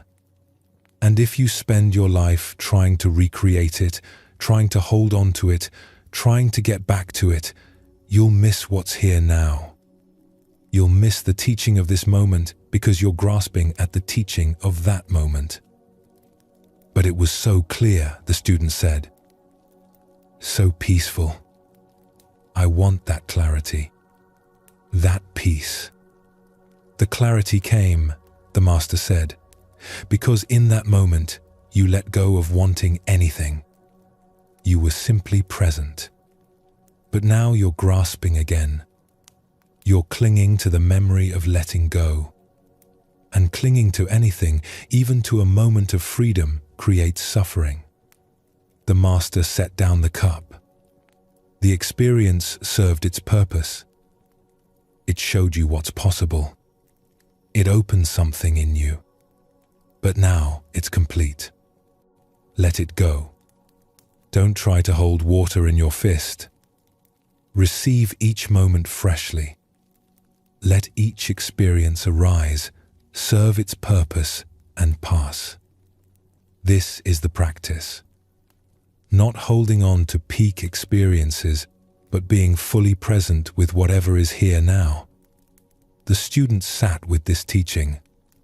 He'd been so focused on getting back to that one perfect moment that he'd been miserable every moment since, comparing everything to it, finding everything lacking, creating suffering by trying to hold on to something that was meant to pass. He realized he needed to let go even of his enlightenment, even of that perfect moment. It had served its purpose. It had shown him something real. But now it was complete. And holding on to it was preventing him from being present with what was actually here. This is one of the most subtle teachings in Zen Buddhism. Even the good things need to be released. Even the beautiful moments. Even the experiences of clarity and peace. Because trying to hold on to them turns them into suffering. Everything is meant to flow through you. Experiences come. They're real. They matter. They teach you something. And then they go. And if you let them go, if you don't try to freeze them in place or recreate them endlessly, you remain open to what comes next. The teacup will break. The leaves will fall. The moment of clarity will pass. Your body will age. Your circumstances will change. Everything you love will eventually transform into something else. This is impermanence. This is anicca. This is the truth that sets you free when you stop fighting it. And here's what's beautiful. When you understand impermanence deeply, you don't love things less. You love them more. Because you know they won't always be here. You know this moment is unrepeatable. You know each thing is precious exactly because it's temporary. The master doesn't love his teacup less because he knows it will break. He loves it more. He appreciates it more fully. Each use is significant because he knows there will be a last time. You can live this way too. Each conversation with someone you love is precious when you remember they won't always be here. Each moment in this body is remarkable when you remember this body is changing. Each day is significant when you remember your days are numbered. Impermanence doesn't diminish life. It intensifies it. It wakes you up. It makes you present. It helps you notice what's here instead of taking it for granted. And when it's time for something to end, when a season completes, you can let it go with grace instead of desperation, with gratitude for what it was instead of bitterness that it's over, with open hands instead of clenched fists. The cup is already broken. The leaves will fall. The moment will pass. This is not tragedy. This is the way things work. This is life in its natural rhythm. And when you align yourself with this rhythm instead of fighting it, when you let things come and go in their own time, when you hold everything lightly enough to release it when its season ends, you discover something profound. You discover that letting go doesn't mean you lose things. It means you free them to be what they are. Temporary. Precious. Complete in themselves. Not needing to last forever to be meaningful. This is the art of release in Zen Buddhism. Not forcing yourself to stop caring, but understanding things so clearly that the grip naturally loosens. Seeing impermanence so directly that holding on no longer makes sense. The master with his teacup. the falling leaves in autumn, the student learning to release even enlightenment. These stories are showing you the same truth. Everything completes. Everything moves on. And when you stop fighting this, when you stop trying to make permanent what is by nature temporary, you find a peace that was impossible when you were grasping. Notice where you're holding on right now. What are you trying to make permanent? What ending are you refusing to accept? What are you gripping so tight because you're afraid of loss? And consider what might happen if you softened that grip. Just a little. If you held that person, that circumstance, that version of yourself with open hands instead of a closed fist. If you appreciated it as it is right now without demanding it, stay forever. The cup is already broken, but it's here now. It's beautiful now. It serves its purpose now. And that's enough. That's always been enough. This is what Zen Buddhism teaches about letting go. Not that you shouldn't love things, but that you can love them completely while knowing they won't last. You can hold them close while holding them lightly.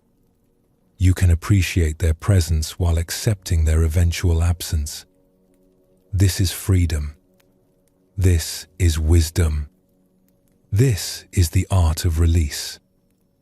And it's available to you right now, in this moment, with this breath, by softening your grip just a little, by recognizing that what you're holding is already in the process of changing, already on its journey from one form to another.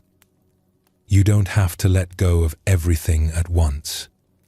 You just have to see impermanence clearly. And when you do, the letting go happens naturally, not as loss, but as participation in the natural flow of life. The seasons change. The leaves fall. The cup will eventually break. And you, understanding this, can love it all more deeply, can be present with it more fully, can let it go more gracefully when the time comes. This is the teaching. This is the practice. This is the way. There's a profound simplicity in open hands. They can receive. They can give. They can hold something gently for a time and then release it without struggle. Closed fists, on the other hand, can only grip. They can't receive anything new because they're already full. They can't give because they're holding too tight. And when they finally open, often it's because exhaustion forced them, not because wisdom guided them. We've explored Wu Wei, the natural way of flowing instead of forcing.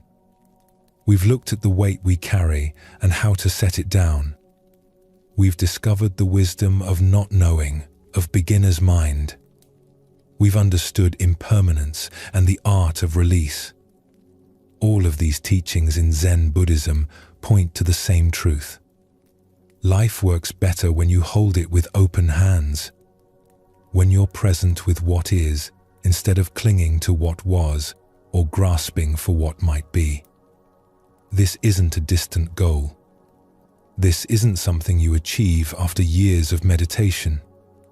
This is available right now, in this moment, with this breath, because this moment is the only place you can actually live, the only place you have any real power, the only place where peace is actually possible.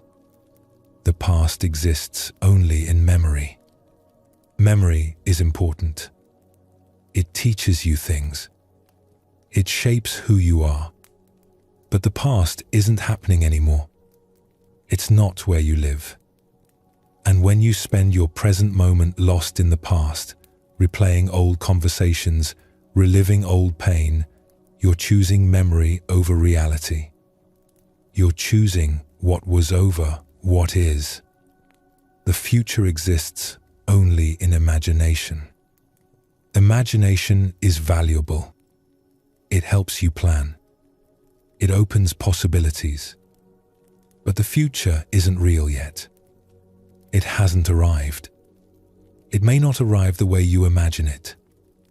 And when you spend your present moment lost in the future, worrying about what might happen, rehearsing scenarios that may never occur, you're choosing fantasy over reality. You're choosing what might be over what is. Only now is real. Only now is where you actually are. Only now is where life is happening. This is the core teaching of Zen Buddhism, not as philosophy to think about, but as direct experience to live. Right now, as you're hearing these words, you're breathing. Your heart is beating. You're alive in this moment. This is not rehearsal. This is not preparation for some future moment when life will really begin. This is it. This is life. Right here. Right now. And when you're fully present with it, when you're not half here and half lost in past or future, something remarkable happens. The heaviness lifts. The anxiety quiets. There's a sense of okayness that doesn't depend on circumstances being perfect. Because you're not arguing with reality anymore. You're just here with it. Let me tell you a story about presence. This one has been told many ways over the centuries, but the truth it points to never gets old. A woman was traveling through a forest. The path was narrow, winding between ancient trees. She was alone, and as the day grew late, she began to feel uneasy. The forest was growing dark. Strange sounds echoed between the trees. Then she heard something behind her. Something large, moving fast. She turned and saw a tiger emerging from the undergrowth. Its eyes were fixed on her. It began to run. She ran too. Her heart pounded. Her breath came in gasps. The tiger was faster. It was gaining on her. She could hear its breath, feel its presence right behind her. Ahead, the path ended at a cliff. She had nowhere to go. But at the edge of the cliff, she saw a vine growing down the rock face. Without thinking, she grabbed it and swung herself over the edge, holding tight to the vine. She looked down. Far below, at the bottom of the cliff, she saw another tiger. Its mouth was open, waiting. She looked up. The first tiger paced at the top of the cliff, reaching its paw toward her, trying to swipe at the vine. And then she noticed something else. 2 mice, one white and one black, had appeared from a crack in the cliff face. They were gnawing at the vine. Steady, persistent, they were chewing through the only thing keeping her from falling. Tiger above. Tiger below. The vine fraying with each bite of the mice. And there, growing from the cliff right beside her, she noticed a wild strawberry. It was perfectly ripe, red and glistening in the fading light. She reached out, plucked the strawberry, and ate it. How sweet it tasted. This story isn't about denying danger. The tigers are real. The vine is breaking. The situation is impossible. But in that impossible situation, there's still this moment. There's still this strawberry. There's still this taste, this sweetness, this immediate experience of being alive. The woman could have spent her last moments in terror, completely lost in the horror of her situation. And that would have been understandable. But instead, for one moment, she was fully present. She tasted the strawberry. She experienced its sweetness completely. This is what Zen Buddhism teaches about presence. Not waiting until everything is safe before you allow yourself to be here. Not requiring perfect circumstances before you can appreciate what's actually in front of you. But being willing to taste the strawberry even while the tigers wait and the vine frays. Because here's the truth. There are always tigers. There's always a vine fraying. Your body is aging. Your time is limited. Uncertainty surrounds you. Nothing is guaranteed. And if you wait for all that to change before you allow yourself to be present, you'll miss your entire life. But right now, in this moment, there's also always a strawberry. Something immediate. Something real. Something that can be experienced fully if you're actually here for it. The sweetness of that strawberry doesn't deny the reality of the tigers. But the tigers don't cancel the sweetness of the strawberry either. Both are true. And presence means being with what's actually here, not just with your thoughts about what's here. Think about your own life right now. What are your tigers? What are you afraid of? What uncertainty stalks you? What endings are approaching? And what's your strawberry? What's actually here right now that you might be missing because you're so focused on the tigers?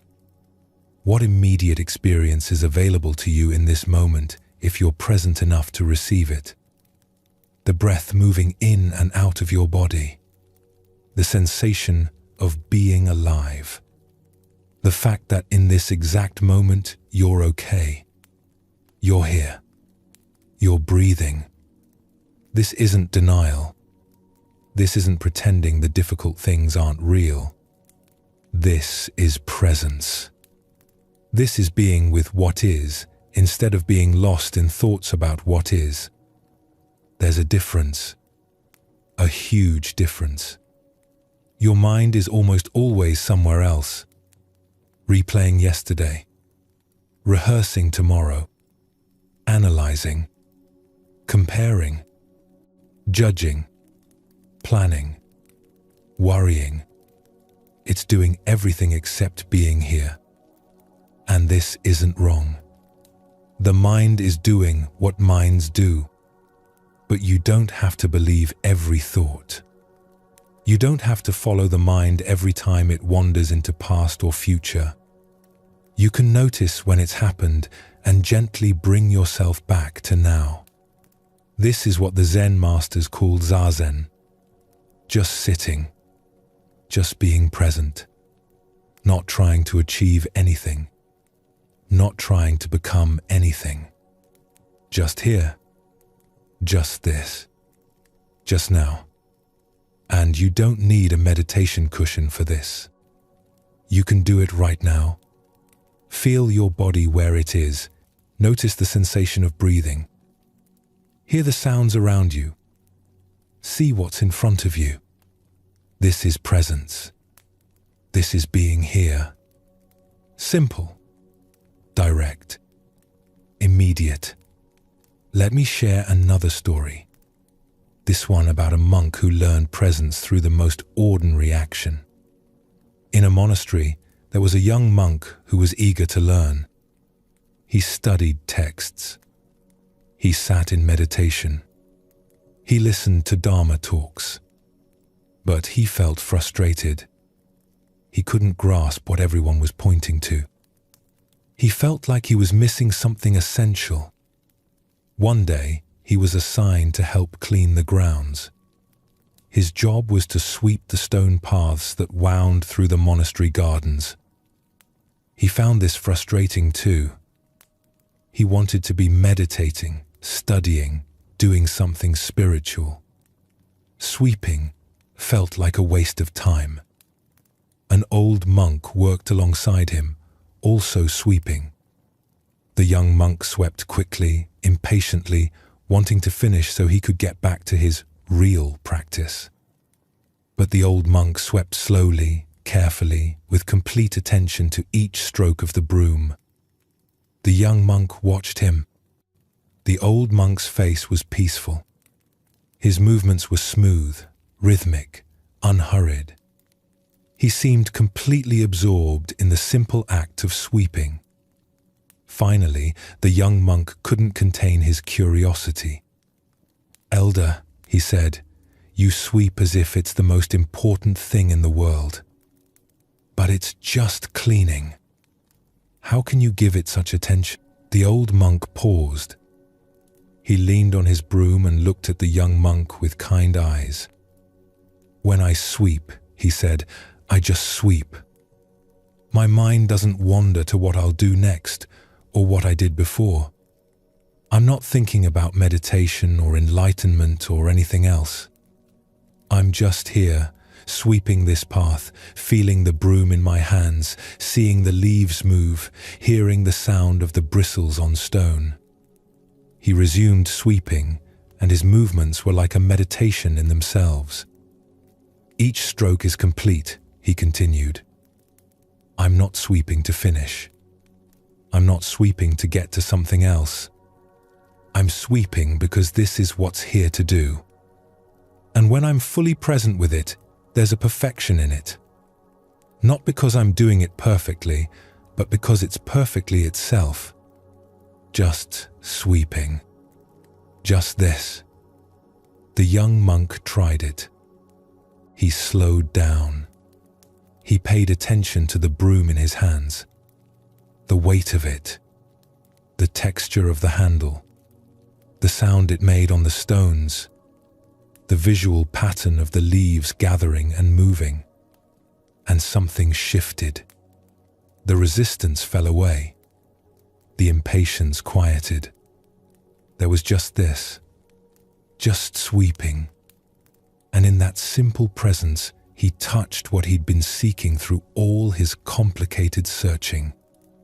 This is what Zen masters mean when they say, "Chop wood, carry water." After enlightenment, you still chop wood and carry water, but now you're present with it. You're fully here. And in that presence, even the most ordinary actions become extraordinary.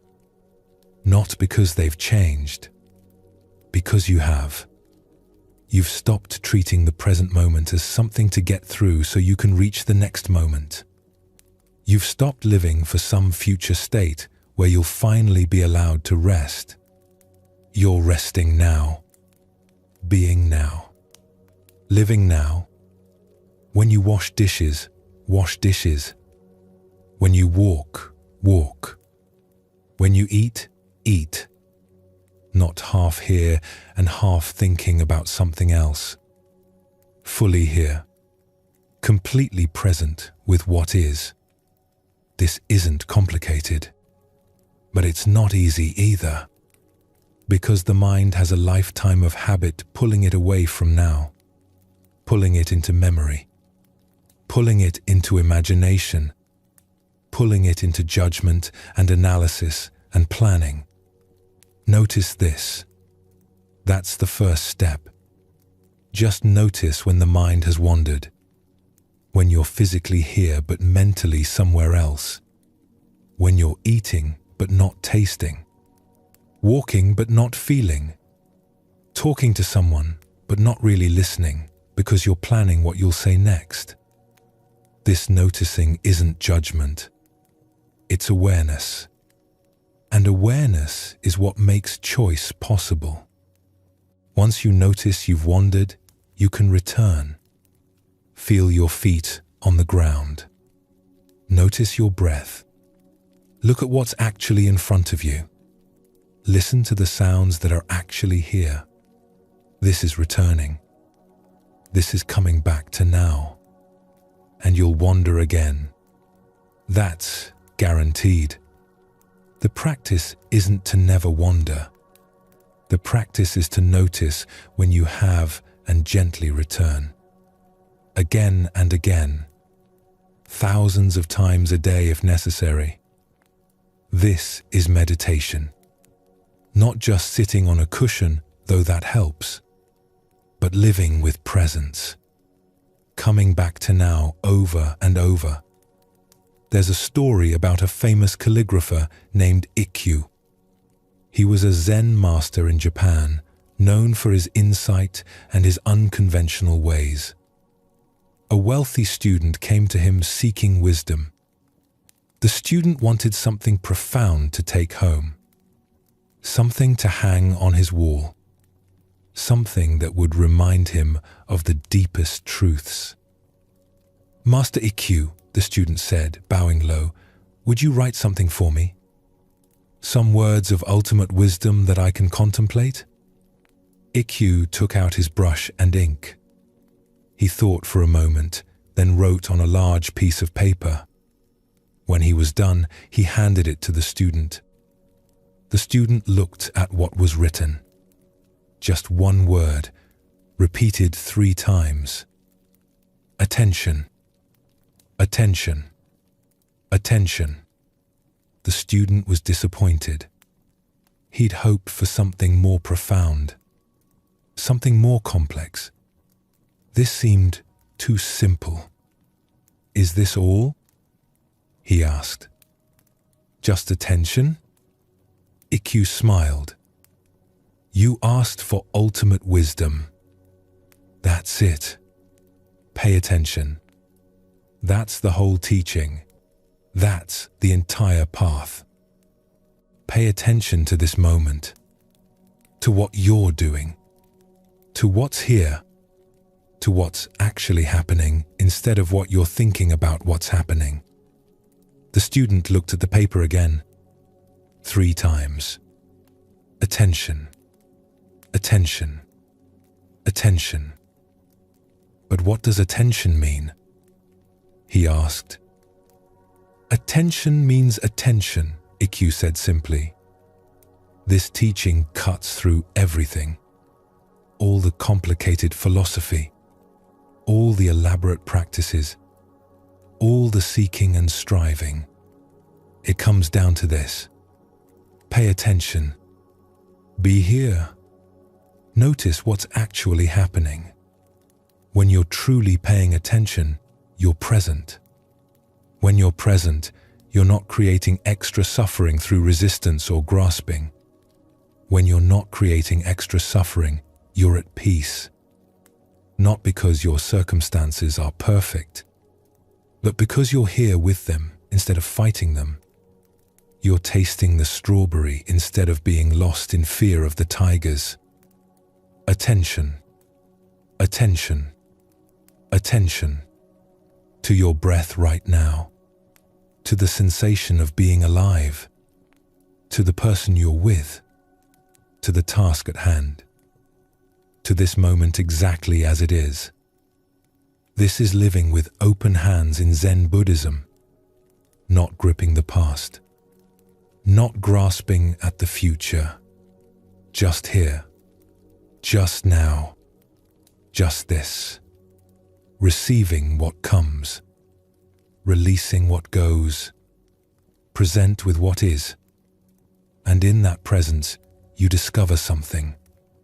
The peace you've been seeking isn't waiting for you in some future moment when everything aligns perfectly.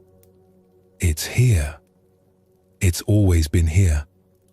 You were just too busy looking elsewhere to notice it. The woman tastes the strawberry. The monk sweeps the path. Ikkyu writes attention 3 times. They're all pointing to the same truth. This moment is your life. Not preparation for life.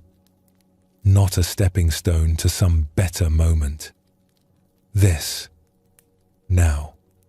This breath. This heartbeat. This sensation of being alive.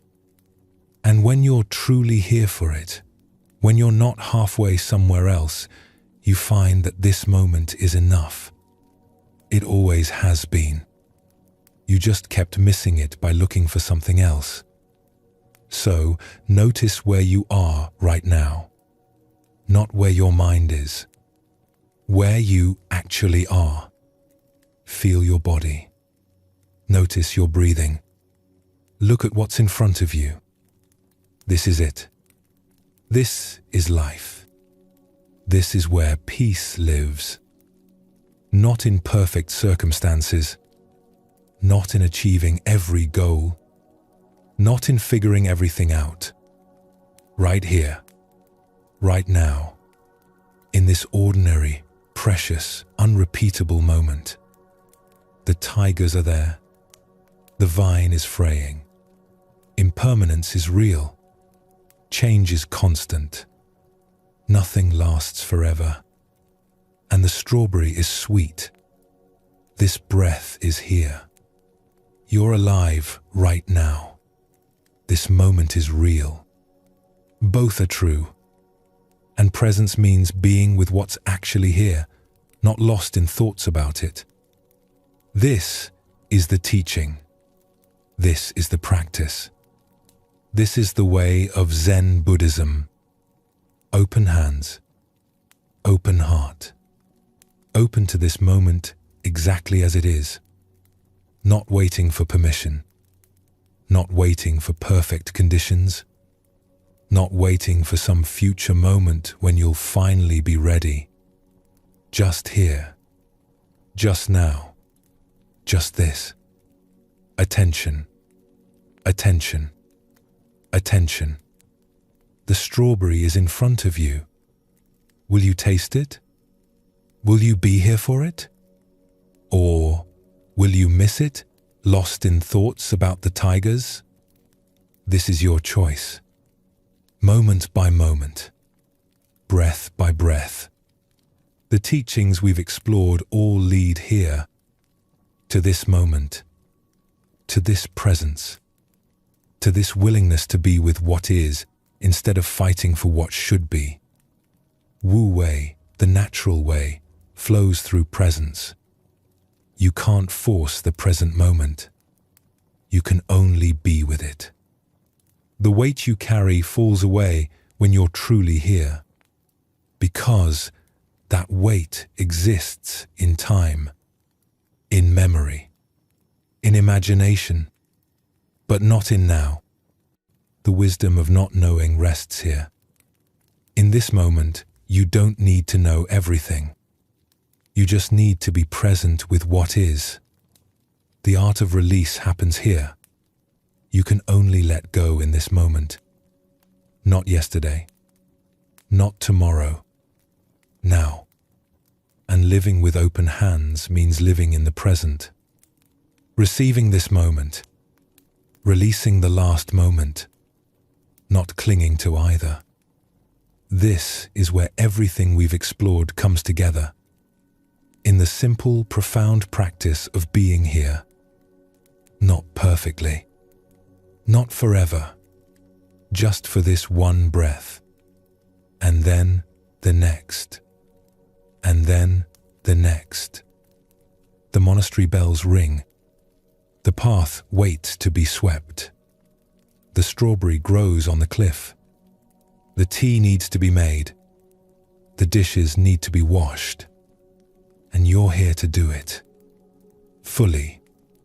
Completely. With attention. Not because these tasks will lead you to enlightenment, but because these tasks are your life. And when you're fully present with them, you discover that life isn't somewhere else waiting for you to arrive. It's here. It's always been here. You just needed to stop looking elsewhere long enough to notice. Attention. Attention. Attention. This is the teaching. This is everything. And it's available right now. In this moment. With this breath. There's a particular kind of suffering that doesn't come from what's happening around you. It comes from within. A restlessness. An agitation.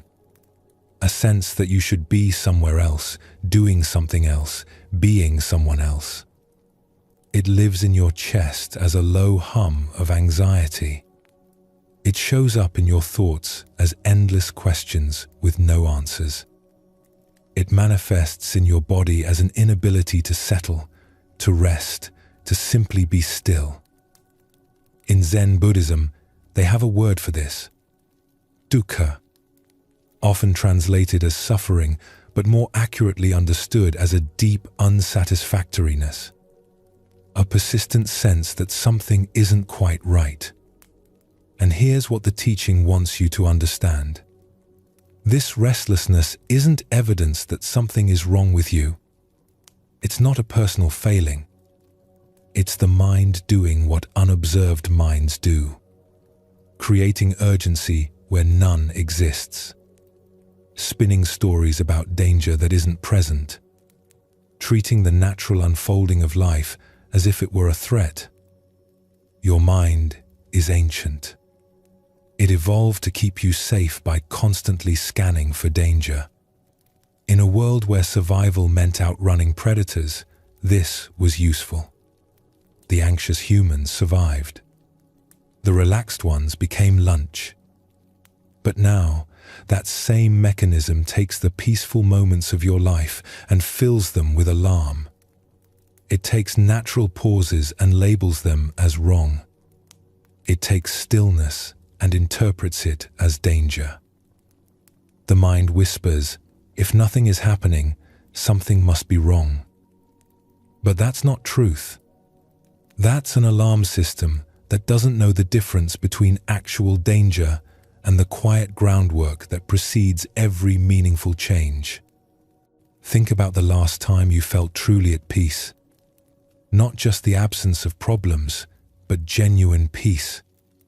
Probably it wasn't because everything in your life was perfect. It wasn't because you'd achieved every goal or resolved every uncertainty. It was probably a moment when you stopped checking, when you stopped measuring yourself against some invisible standard, when you were simply here, breathing, present, not needing anything to be different than it was. That peace is always available. But the restless mind keeps you from it. It keeps you spinning, planning, worrying, comparing. Always somewhere else. Never here. Let me tell you a story about a monk who struggled with this. There was a young monk who came to a monastery seeking peace. He'd heard that meditation could quiet the mind, that enlightenment could end suffering. He was eager to begin, but when he sat to meditate, his mind was chaos. Thoughts raced. His body fidgeted. He couldn't sit still for even a few minutes without feeling like he needed to be doing something else. Anything else? He went to his teacher, frustrated. "Master," he said, "I came here to find peace. But my mind is more restless than ever. I sit to meditate and all I feel is agitation. Am I doing something wrong?" The teacher listened carefully. Then he said, "Come with me." They walked to a small pond behind the monastery. The surface of the water was agitated. Wind blew across it, creating ripples and waves. You couldn't see through to the bottom. The reflection of the sky was broken, distorted. "What do you see?" the teacher asked. "Disturbed water," the monk said. "Restless, like my mind." "And what is disturbing the water?" "The wind." The teacher nodded. They stood there in silence, watching the pond. The wind continued for a while, but gradually it began to calm. The ripples grew smaller. The waves settled. And as the surface calmed, the monk could begin to see through it. He could see the rocks at the bottom, the plants growing there, the fish moving slowly through the depths. And the sky's reflection became clear, undistorted. The water was never the problem, the teacher said. The water is naturally clear. But when wind disturbs it, you can't see its true nature. you only see disturbance. He turned to the monk. Your mind is like this water. Its nature is clear. But thoughts are like wind. They create disturbance. They make it seem like the mind itself is the problem. But the mind isn't the problem. The disturbance is temporary. And like the wind, it will pass if you don't keep creating more. How do I stop creating more? The monk asked. You don't fight the wind, the teacher said. You don't try to force the water to be still. You just stop adding to the disturbance. You sit. You notice the thoughts are there. But you don't follow everyone. You don't believe every story. You just watch the wind blow across the surface and trust that it will settle. The monk sat with this teaching. He returned to meditation, but with different understanding. His thoughts still came. The restlessness still arose, but he stopped treating it as evidence of failure. He stopped fighting it. He just watched it like watching wind on water and allowed it to settle in its own time. This is one of the most liberating teachings in Zen Buddhism. The restlessness isn't the problem. Your relationship to the restlessness is the problem. When restlessness arises and you think, this shouldn't be happening. I should be calm by now. Everyone else can meditate. Why can't I? You're adding wind to the water. You're creating more disturbance on top of the existing disturbance. But when restlessness arises and you simply notice, restlessness is here, without judgment, without making it mean something about you, it's just weather. It's just wind. And wind passes. The nature of mind is clear, like water. But thoughts and emotions move through it constantly. That's normal. That's not a problem to solve. That's just how minds work. The practice isn't to stop thoughts. The practice is to stop believing you need to stop thoughts. To stop treating the mind's natural movement as evidence that something is wrong. Think about the sky. Clouds pass through constantly. Sometimes thick, dark clouds.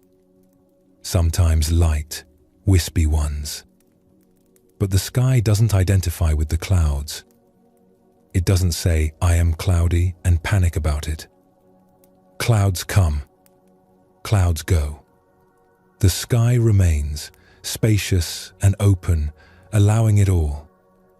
You are like the sky. Your thoughts and emotions are like clouds. They pass through. They're real while they're there. But they're not you. And they don't stay unless you hold them in place. When restlessness arises, notice it. Here's restlessness. That's all. You don't need to figure out why. You don't need to make it go away. You don't need to judge yourself for feeling it. Just notice it's there, like noticing a cloud passing through the sky. And here's what's remarkable. When you stop fighting restlessness, when you stop treating it as the enemy, it often settles on its own. Not because you forced it to, but because you stopped feeding it with resistance. Let me share another story. This one about a teacher and a question that changed everything. A student came to her teacher with a familiar complaint. "Master," she said, "my mind never stops. Even when I try to meditate, thoughts come one after another. Plans, worries, memories, fantasies. It never ends. How can I make it stop?" The teacher was quiet for a moment. Then she asked a simple question. "When you breathe, do you make your breath happen? Or does breathing happen on its own?" The student thought about this. It happens on its own.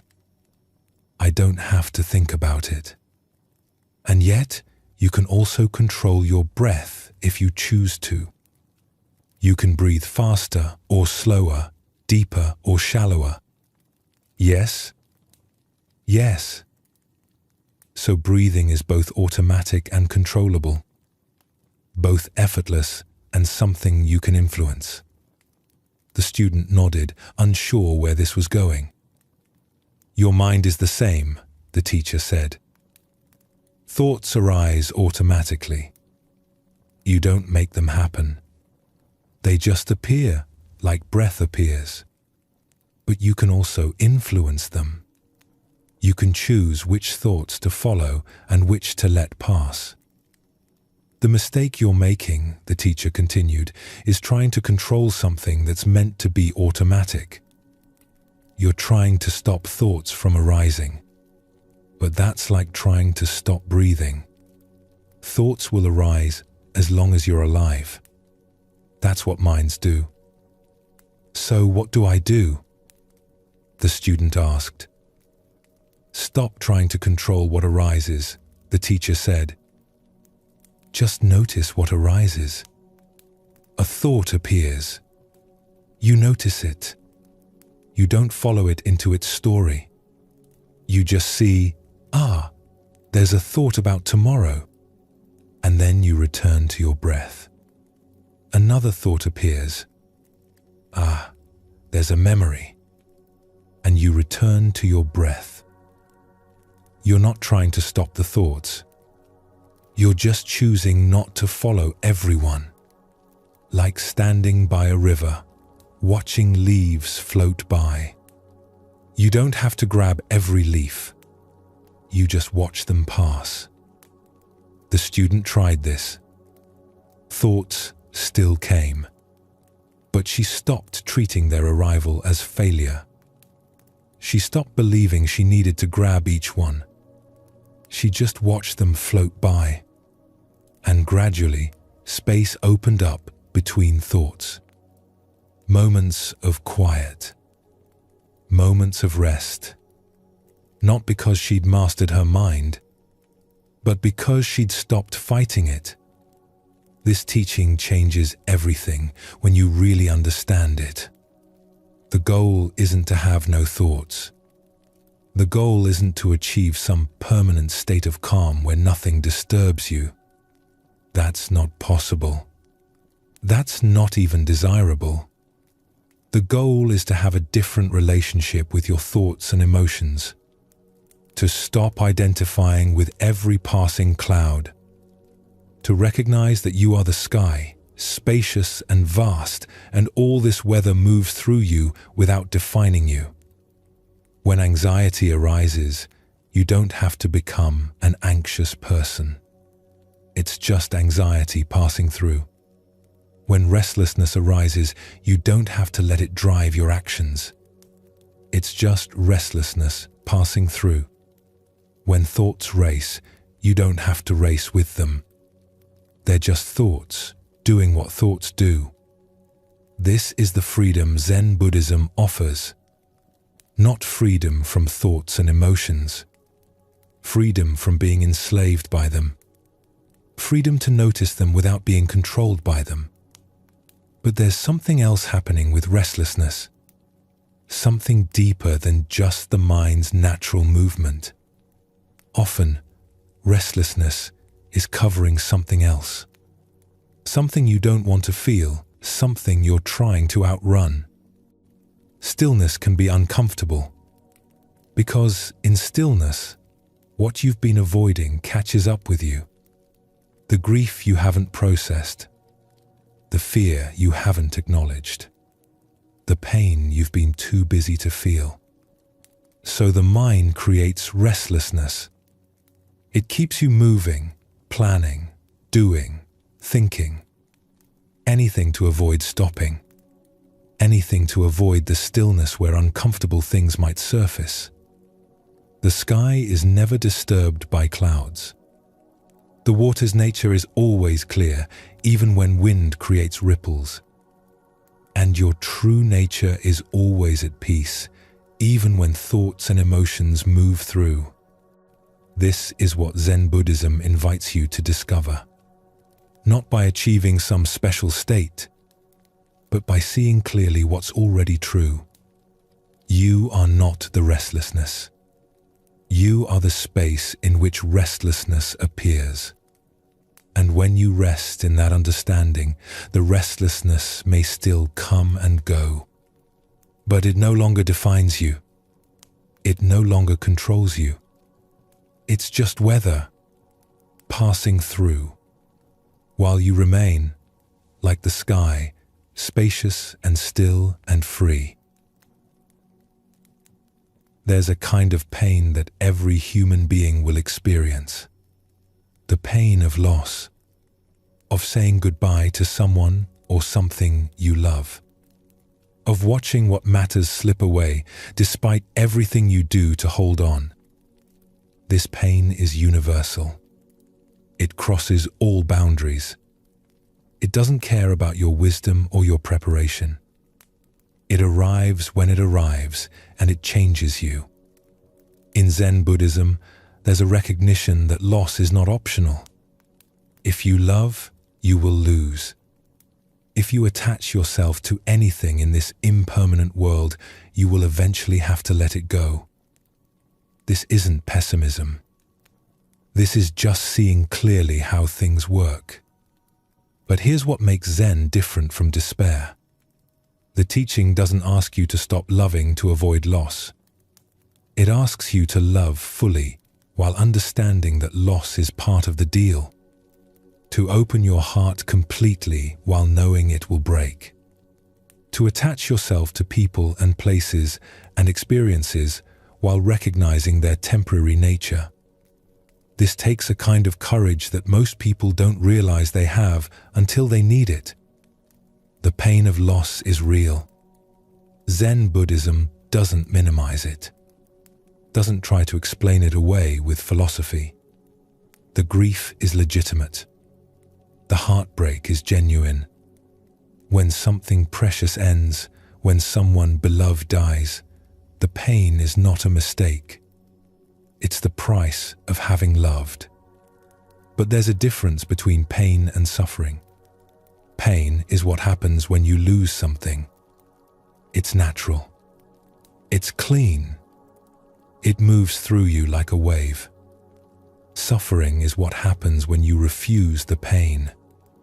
When you fight it. When you make it mean something about you or demand that it shouldn't be happening. Suffering is pain plus resistance. The Zen teaching is simple but profound. Feel the pain. Let it move through you. But don't add suffering on top of it by insisting reality should be different than it is. Let me share a story about a teacher and a student exploring grief. A student's father had died. She came to her teacher, weeping. "Master," she said, "the pain is unbearable. I can't eat. I can't sleep. I can't stop crying. When will this end?" The teacher sat with her in silence for a moment. Then she said, "Come walk with me." They walked to the monastery garden where a large stone fountain stood. Water flowed from the top, cascading down into a pool below. "Put your hand in the water," the teacher said. The student did. The water was cool, flowing constantly over her fingers. "Can you hold the water?" the teacher asked. "No," the student said. "It flows through my fingers." "Can you stop the water from flowing?" "No." "This is grief," the teacher said gently. "It's like water. It flows. You cannot hold it in place. You cannot stop it from moving. If you try to dam it up, to hold it back, it becomes stagnant. It becomes toxic. But if you let it flow through you, if you let it move, it will eventually find its own course. "But it hurts," the student said, tears streaming down her face. "Yes," the teacher said. "Of course it hurts. You loved deeply. Grief is the price of that love. And it's a price worth paying. Because the alternative is to never love. To close your heart to protect yourself from pain. But that's not living.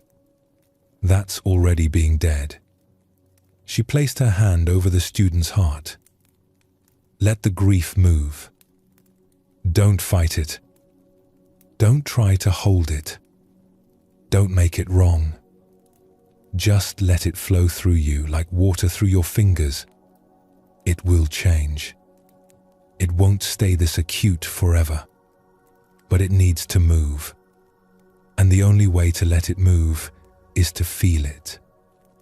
The student stood there, her hand in the flowing water, understanding something she hadn't before. She didn't need to fix the grief. She didn't need to make it go away.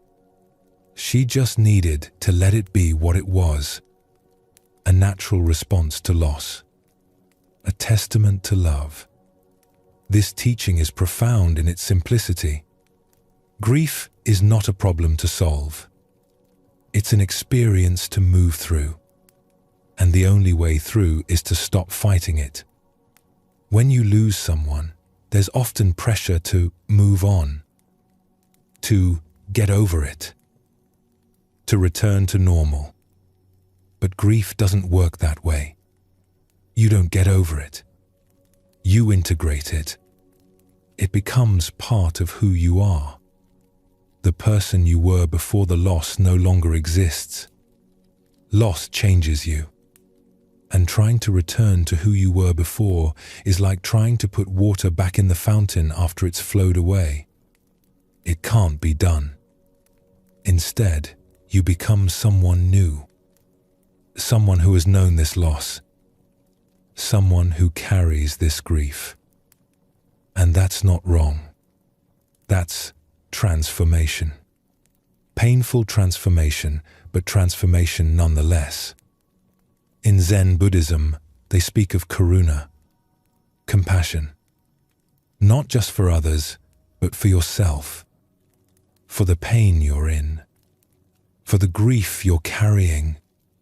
For the human experience of loss that you cannot avoid if you dare to love. Compassion means being with your pain without judging it. Without thinking you should be stronger or more healed by now. Without comparing your grief to anyone else's. Just acknowledging, this is what I'm feeling. This is what it means to be human and to lose. There's a practice in Zen called metta, loving kindness. It's often directed toward others, but it begins with yourself, especially when you're in pain. May I be at peace. May I be free from suffering. May I hold this grief with gentleness, not as a prayer to make the grief disappear, but as a way of being kind to yourself while the grief moves through you. A way of not adding judgment and resistance on top of the pain that's already there.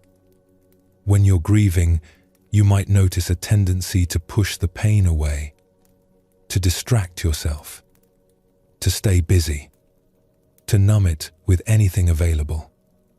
And sometimes that's necessary. Sometimes you need breaks from the intensity. But eventually, the grief needs to be felt. And when you allow it, when you create space for it, something remarkable happens. The grief doesn't destroy you. It moves through you. And in moving through, it transforms from acute agony into something more like a tender ache. A scar that remains, but doesn't bleed anymore. Let me tell you one final story. This one about what remains after loss. A monk lost his dearest friend. They had practiced together for years, studied together, sat in meditation side by side, and then his friend died suddenly. The monk was devastated. He couldn't understand why the grief was so intense. He'd studied impermanence. He knew intellectually that everyone dies. But knowing it and living it were entirely different. He went to his teacher. "I feel broken," he said. "I thought understanding impermanence would protect me from this pain. But it doesn't. I'm just as devastated as anyone would be." The teacher looked at him with deep understanding. "Of course you are," he said. "You loved him. Real love doesn't protect you from grief. It guarantees it." "But what do I do with this?" the monk asked. "How do I carry this?" The teacher was quiet for a moment. Then he said, "You don't carry it. You let it become part of you. The grief will change. The sharp edges will soften. But the love doesn't go away. Love doesn't die when the person dies. It remains. It becomes part of who you are, part of your depth, part of your capacity to understand others who grieve." "Your friend is gone," the teacher continued. "But what he gave you remains. The lessons, the laughter, the moments of connection, the ways he changed you. All of that is still here. Grief is just love with nowhere to go. So let it go inward. Let it deepen you. Let it open your heart even more, not close it." The monk sat with this teaching. Over time, he found it to be true. The grief didn't disappear, but it changed form. It became tenderness. It became depth. It became a capacity to sit with others in their pain without needing to fix it, because he knew that some pain can't be fixed. It can only be felt and integrated. His friend's death had taken something from him, but it had also given something. A deeper understanding of love and loss. A greater compassion for the human condition. A willingness to remain open-hearted, even knowing that opening your heart means it will eventually break. This is what Zen Buddhism teaches about loss. It's not optional. It's not punishment. It's not evidence of failure. It's the natural result of loving in an impermanent world. And the wisdom isn't in avoiding loss. It's in how you hold the loss when it comes. Do you let it break you open or make you closed? Do you let it deepen you or embitter you? Do you let the grief move through you, or do you build walls to keep it in? The choice isn't whether to feel pain. Pain is inevitable. The choice is whether to add suffering on top of the pain by resisting it, judging it, or insisting it shouldn't be happening. The student with her hand in the water learned this. Grief flows. You can't hold it. You can't stop it. You can only let it move through you. The monk who lost his friend learned this. Love doesn't die. It just changes form. And grief is love's way of honoring what was lost. You'll face loss in your life. You already have. You'll face more. This isn't meant to frighten you. It's meant to prepare you. To help you understand that when loss comes, your grief is not wrong. Your pain is not weakness. Your heartbreak is not failure. It's the cost of love, the price of attachment, the inevitable result of opening your heart to an impermanent world. And it's worth it. Even knowing you'll lose everything eventually, love is worth it. Connection is worth it. Caring deeply is worth it. Because the alternative, closing your heart to avoid pain, That's not protection. That's choosing to be numb instead of alive. Zen Buddhism invites you to love fully while knowing you'll lose, to attach completely while understanding impermanence, to open your heart even though it will break, and when the breaking comes, to feel it, to let the grief move, to hold yourself with compassion, to recognize that you're not alone in this pain, that every human being who has ever loved has walked this path. Your grief is your humanity. Your pain is your proof that you dared to love. And both are sacred, even when they hurt. And so, we've traveled together through these ancient teachings about letting go and trusting the way things unfold. You don't need to remember every word or every lesson. What's meant to stay with you will stay. What needs to fall away will fall away. Even that is part of letting go. The wisdom we've explored isn't complicated. Life becomes lighter when we stop gripping so tightly. Peace comes when we allow things to be as they are. Uncertainty isn't something to conquer, it's something to make friends with. These truths are simple, but they change everything when we really see them. Perhaps you're beginning to notice where you've been holding on too hard. Perhaps you're starting to see that control was never really possible anyway. Perhaps you're feeling what it might be like to trust the unfolding, to let the river carry you instead of swimming against the current. These small shifts in understanding are everything. You don't have to force anything. You don't have to become someone new. The wisdom is already there, like water finding its way downhill. When you stop pushing, when you stop demanding certainty, when you release your grip just a little, life has room to flow. Whatever brought you here tonight, whatever weight you've been carrying, know that it's okay to set it down. Not because you failed, but because you understand now. Holding on creates suffering. Letting go creates space. Trust replaces fear with something softer, something truer. Take one more breath with me. In and out. Feel how simple it is to just be here, in this moment, open and soft. May you rest in the gentle wisdom of release. May you trust the way things unfold. May you know the peace that comes from open hands. Sleep well, and thank you for joining us here at Sleepy Monk.